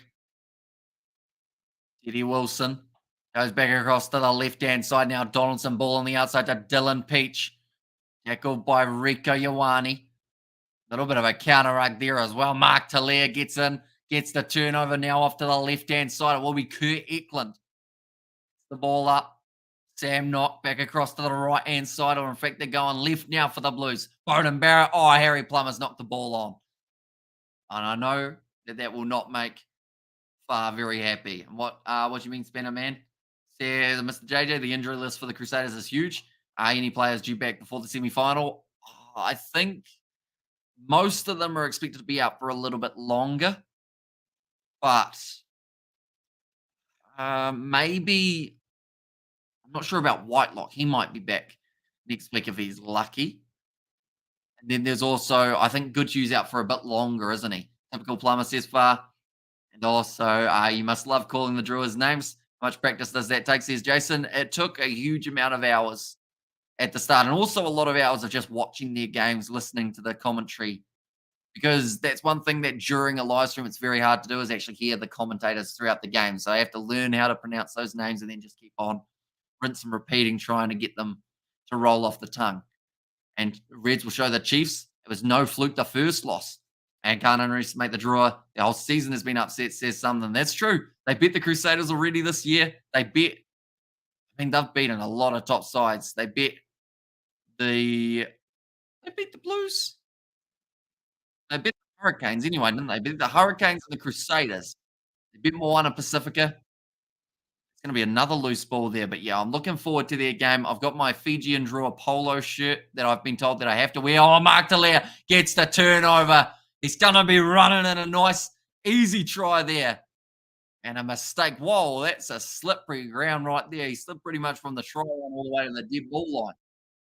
And what's your chances of a Blues? Or what's our chance of the Blues boss? Reckon Blues got footy finals in them. I think it will heavily depend on who they play in the semi-final. Because I would say they don't want the Crusaders. They probably don't want the Chiefs, to be honest. Those are the two sides that the Blues not be too keen on having a face in the next stage. Don't get me wrong. They would definitely give both of those sides a really good go.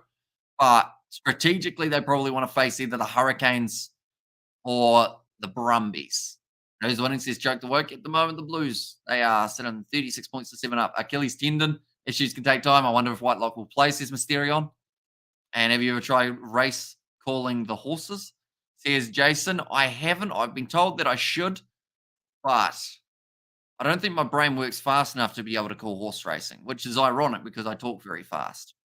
But there's talking fast and there's knowing what you're saying when you're talking fast. And I feel like I only tick off the first one. I only won one game away from home, says Mysterion, and that is the big kicking point. We did do a preview of the match on the channel just a bit ago, myself and Rugby Itch, where we were discussing I guess, the positives and negatives for both of the sides. Through the Chiefs and the Crusaders be our hardest boss. Mark the slippery eel too good. The bald-headed bloke, says Marco. That kick has gone over.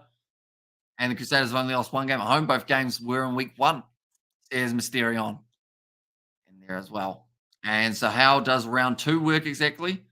Says Rob, so pretty much the quarterfinals, we got all of the games happen as they normally would, but throughout those quarterfinals, only once all 4 games have taken place will we know who's playing who in the next stage.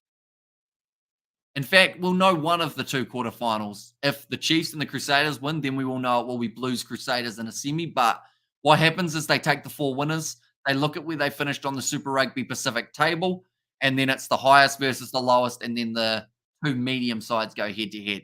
On Harry Potter, Stairs Blues Nat, course making his way to the Western Force. The young wizard on the wing. Now, Owangoidoasi passes the ball out wide. Alakai Foketi kicks it in behind. Perafeta able to clean it up, just decides that taking contact is the better option. Blues hanging on to this ball once again. The Aussie under 20 looked good last week. Very impressed with that team. Says Marco, and their World Cup / Championship is just around the corner. We'll be doing some of those games on the channel as well, so be sure to keep an eye out for those. Anyone who is new, also be sure to hit that subscribe button. We're going to be back for the semi-finals next week. Also, the 3 games tomorrow for the quarterfinals. I hear that Charlie Gamble has failed at HIA, not be returning for the rest of this matchup. Only the 10 minutes remaining now. Donaldson charges forward, kicks it with the cross kick into space. Dylan Peach is going to sit up from what a try for the Tars. And I mean, it's definitely one that won't get them the win in this contest, but it's an impressive one nonetheless. The way that they've been able to go with that cross kick, that left an acre of space. I think Mark Talia might have been a little bit out of position there. No one in behind. Where was Talia? Okay, Talia was a little bit flat, I believe, which left the gap in behind for Dylan Peach. Well spotted by Ben Donaldson to see that kicking option. Who's your favourite Blue? I'll probably go with Dalton Papali, I guess. Or maybe Mark Talia. Maybe. Waratahs, says Marco. Now Tane Edmund. This is the first try that the Waratahs have scored since the 2nd minute of the contest. We're now lining up this kick. And it is coming around a little bit more. No. Also didn't quite have the distance either. So the score will remain at 38 points to 12. But great kick in behind from Ben Donaldson. Dylan Peach charging after it. Did almost have the try earlier on in the game, Dylan Peach, but this time he does get it. 9 minutes remaining. 3 quick fire tries here for the Waratahs would still not actually put them above the Blues. It almost wouldn't even put them within 7. I see that now. Another change has been made for the Waratahs. A no contest, says Liam Mahoney. Or Liam, is it Liam Marnie? Liam Marnie? I know that O'Marnie's normally like that, but it might be Mahoney. Instead, until he has Rugby World Cup material, says something. He's certainly got potential to make his way into that side. Definitely with the injury of Sever Reese, that leaves a massive gap on the right wing side. People only need to understand what's going on in the home straight in the Hawks, says Flexion. True. Anything up till there is just a bonus, isn't it? Now, line out throw here for the Blues. And he's running it out. So I would say like Mahoney. But I don't know if that's the case because of the Irish pronunciation of it. Whereabouts are you from, Liam? That might help. Now, Mark Dallaire in behind finds the offload to Zahn Sullivan. And the Blues now with AJ Lamb down the wing. He's dropped the ball. And the seventh piece, yes, for Mahoney. Or for Liam, I should say. No, he hasn't scored that, has he? It's scored as a try. I thought he was short and then the ball bounced free. But he's taken it. Okay. Time off. They're going to check this one. I'm Welsh. Says Liam. Was this grounded? I saw someone to my side going. Oh, it looks short, doesn't it? We're going to have to see this one again. They were pretty confident that it was a try, though. I thought he was about half a metre short and then the ball bounced out. Where's the try line? So he's 5 metres out there, goes down, reaches out, still quite a bit from the line. Oh, and it's being kicked out of his hand. So he hasn't got it down, but I think Dylan Peach might get himself in a bit of trouble. Oh, no. Touch and goal carried back. How'd they call that a try? I think they're talking about the fact that Peach's boot might have kicked it free. Okay, no, they're saying that he planted his foot, so there's no foul play. Yeah, it's nowhere near a try for AJ Lamb. Brumbies is the only Australian side in the quarters that stand a chance. Draw needs to play against the Crusaders like it's a home game to win since they do well. Well, they don't do well overseas. Says Caleb. They're just working out whereabouts this ball went out. And G should be worried. Says Spider Mick. Is that up against the Reds, I assume? Kicked out on the field of play, then dead in goal. So I believe it's going to be a 5 metre scrum in favour of the Blues. Probably quite lucky. No try. Was that the touchy who said it was a try initially? Maybe. Old mate just flipped a coin and said, yeah, close enough. Cheers, Hamish. I don't think the Tars have a comeback. Early start, kickoff 4:30, says Mr. JJ. Yep, so we will be starting at 4:30 for that one tomorrow. The Reds, they do take on the Chiefs. We've also got a video coming out a little bit later on today. It's going to be the one between the Brumbies and the Hurricanes, our preview for that one. Myself and Rugby Itch. Draw won't win. Sadaland, it's too far, too cold for those Island boys be shivering the carver out of them down there. Says Marco. And draw can win, says Far. 7 minutes remaining. Sam Knock now. Feeding this ball in.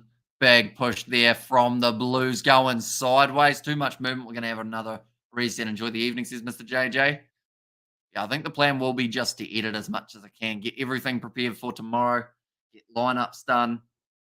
I don't think there's any other videos that I've got to film that I know of. So that's kind of good. But yeah, we'll have editing probably till about 2 or 3 a.m. and then we'll head to bed.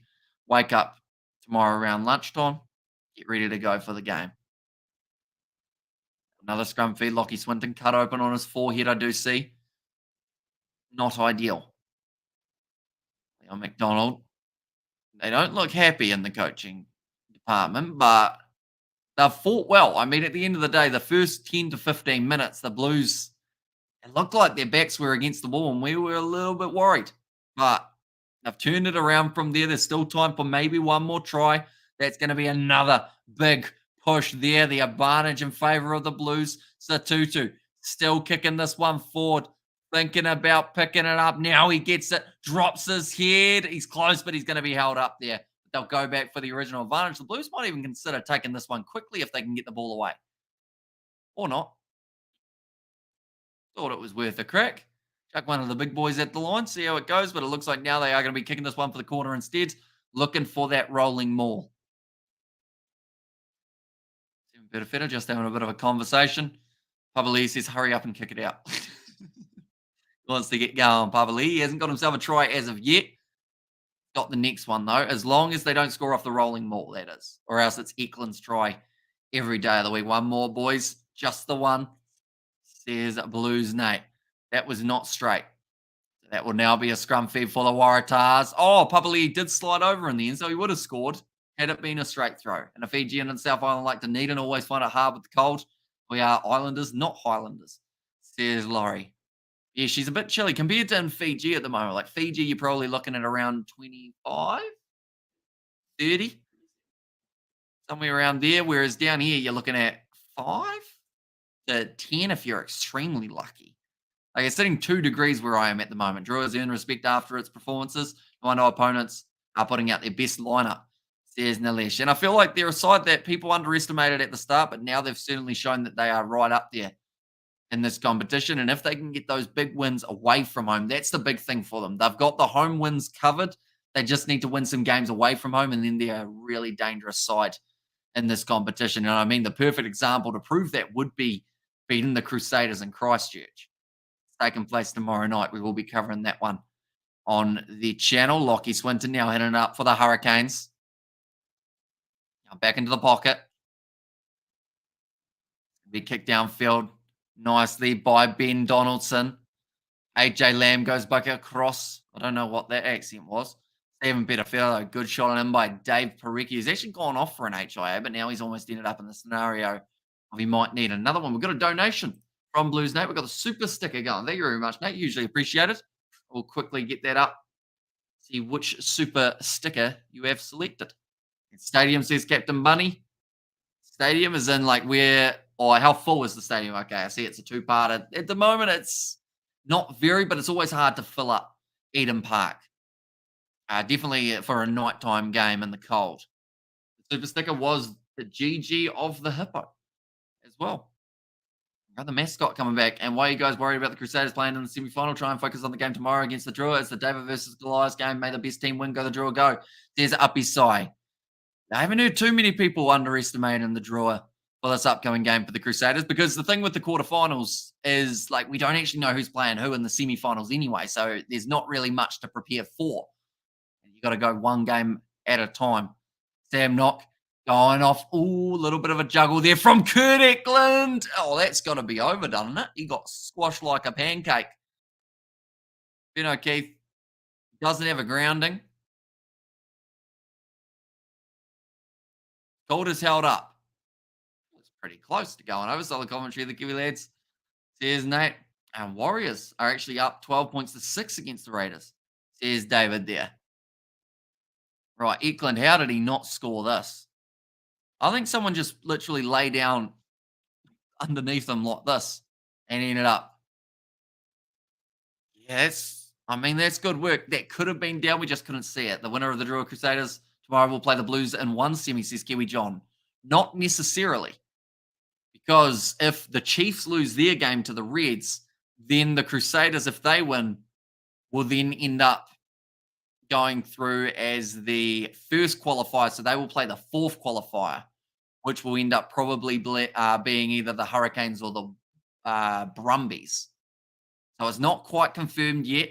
All depends on who gets those results. If the Chiefs win their game and then also the Crusaders win their game, then it's confirmed that it will be Blues Crusaders in a semi-final, and then the next one will be a wait-and-see scenario of whoever wins Brumbies versus Hurricanes. Great run there from the big man. Now Faketi finds his offload up. Another offload there. Papali picks it up, and now he's away. Bended. Was no one Kwanita Wasi. Now going off to the left-hand side. Rico Ioane thought about the skip pass. Finds the offload to Big Red Tom Robertson. The man on his outside tries to step. Taken down by Donaldson. Remember I said 38-12. Tars Bible says face. Now back across to the right-hand side. Hoskins Satutu with the spin. 22 meters out at the moment here. Get over the line. That's the penalty. I'd like to think they wouldn't take the 3. I'd like to think that they go aggressive here, but there's a chance that they do take the 3 and close out this game. Also have to draw a forward show up. Crusaders will be under can be pressure. The back line, okay, they're going to take the 3. They're going to close out this game, try and avoid any injuries, quick momentum. Find the pass. There will be a big one. Crusaders been there many times. We've got a donation from Jason as well, and that is a lemon with its heart coming out of its chest. Thank you very much, Jason. Usually appreciate it, mate. Robinson. A big run there, the big man, is Manu Vatavai at the Warriors game. Must be hooking the boys up with some nose beers for post-game celebrations. There's Marco. Mm. Yeah, that was a weird scenario, wasn't it? I said it on one of the other live streams. He kind of went from scoring to scoring in a different manner. Now Harry Plummer lining up this kick, close out this game. It would walk away with a 41 point to 12 victory over the Tars if this kick is successful. 5 tries scored by the home side, the Blues. 2 tries scored by the Tars. The kick is successful. Now we'll make the score 41 points to 12 at the end of quarterfinal number 1. They have advanced forward, and now they have to wait and see who they're playing. If the Crusaders and the Chiefs both win their games, it will be a Crusaders Blues semi-final. If it is instead maybe an upset, one of those other contests, it means that it is completely different draw for those semi-finals. I think they turned all the lights off at Eden Park. They were like, right, game's done, night time. I thought Manu was in jail, says far. And also for sure, Marco, old mate Manu, he's there. Says Blues, Nate. 41 points to 12. The Waratahs season for Super Rugby Pacific has come to a close. Had some pretty decent games, but maybe the momentum that they lost from that game last week up against Moana Pacifica just took it away from them just that little bit more. We've got a donation from Marco. We've got Toko Manu Vatave, the 8-ball plug. There you go. I like that picture. I mean, his nose is almost straight, old Marco Vonapola. And commentary was perfection. Average 10 out of 10. Says the snooze. Appreciate that, mate. And see you tomorrow, mate. Says Neelish. We will see you later on. And Blues all day. Says the also. And there, so yeah, they will be moving on to the semi-finals. It's just that big question of who do they end up playing. The good news is, at this time tomorrow night, we will almost know who they are going to be taking on. Don Papa Lee, happy enough with that game, I would be thinking. Out of jail last week, but I'm sure I don't think he can fly overseas yet, says Laurie. Alton says he's proud of the boys, happy with their efforts. Pretty happy. That's the thing. They didn't start the match the best, but then from there, they managed to really find their momentum. Couple good rolling maul tries, quite a few forward tries for the Blues throughout this fixture. See Mark Talia, he was one of the backs who did score. Alongside him, we saw a try from Nepal Lalala. We saw also Ricky Riccatelli. He managed to get himself the try and nose it straighter than Nasi Manu's, says Jason. True. Man's nose almost starts at his ear. Unless, I do thank you all very much for tuning into this live stream. We will be back tomorrow, like I mentioned, for the 3 games, first of which starts at 4:30 p.m. New Zealand time. That is going to be the match between the Chiefs and the Reds. But I thank you all very much for tuning in. If you did enjoy this stream, be sure to leave a like and subscribe to the channel. The winner of the Chiefs Reds tomorrow will play the winner of the Brumbies Hurricanes in the other semi. No other possibilities, says Kiwi John. Not quite, I believe. I believe if the Reds end up winning that game up against their opposition, and then, see, you got to wait for that Crusaders game as well. Because if the Drua end up in their game, it will end up being the Blues will play probably the Fijian Drua. No, it would be that the Blues end up playing the winner of the Brumbies versus Hurricanes, and then Fiji and Drua would play the other side of the draw. So there are other options in these ones because of the way that the Super Rugby Pacific kind of setup is. That we can still have a few other opportunities, but it's all relying on if the Chiefs and Crusaders win. If they both win, then it's pretty much all secured as nice, easy options for the future matchups. And Dalton's first, or trying to flirt with Thirsty Kirsty, says Marco there. And I say thanks, says Far, but thank you all very much for tuning into this live stream. If you did enjoy, be sure to leave a like and subscribe to the channel. I will see you all for we almost had the next one, but we have got a new channel member. Hello, Jason. You will now be able to use those ones for the next live stream. You'll be able to use those emojis. A Rugby Guru is still around. He made a video 2 days ago. Says Marco, I know that he said a while ago he got a copyright strike, I think it was, for doing those old games. So he said that he was going to be taking a break until his channel can get monetized again, and then he was going to be coming back. So maybe getting close to that stage, getting ready to go again, which will be good because we used to do a few videos with him back in the day. Hopefully he is back raring to go. And Kiwi Lads, or Jason patched up Kiwi Lad member. Says Marco. But nonetheless, thank you all very much for tuning in. If you did enjoy, sure to leave a like and subscribe to the channel. And we'll see you all for the next one.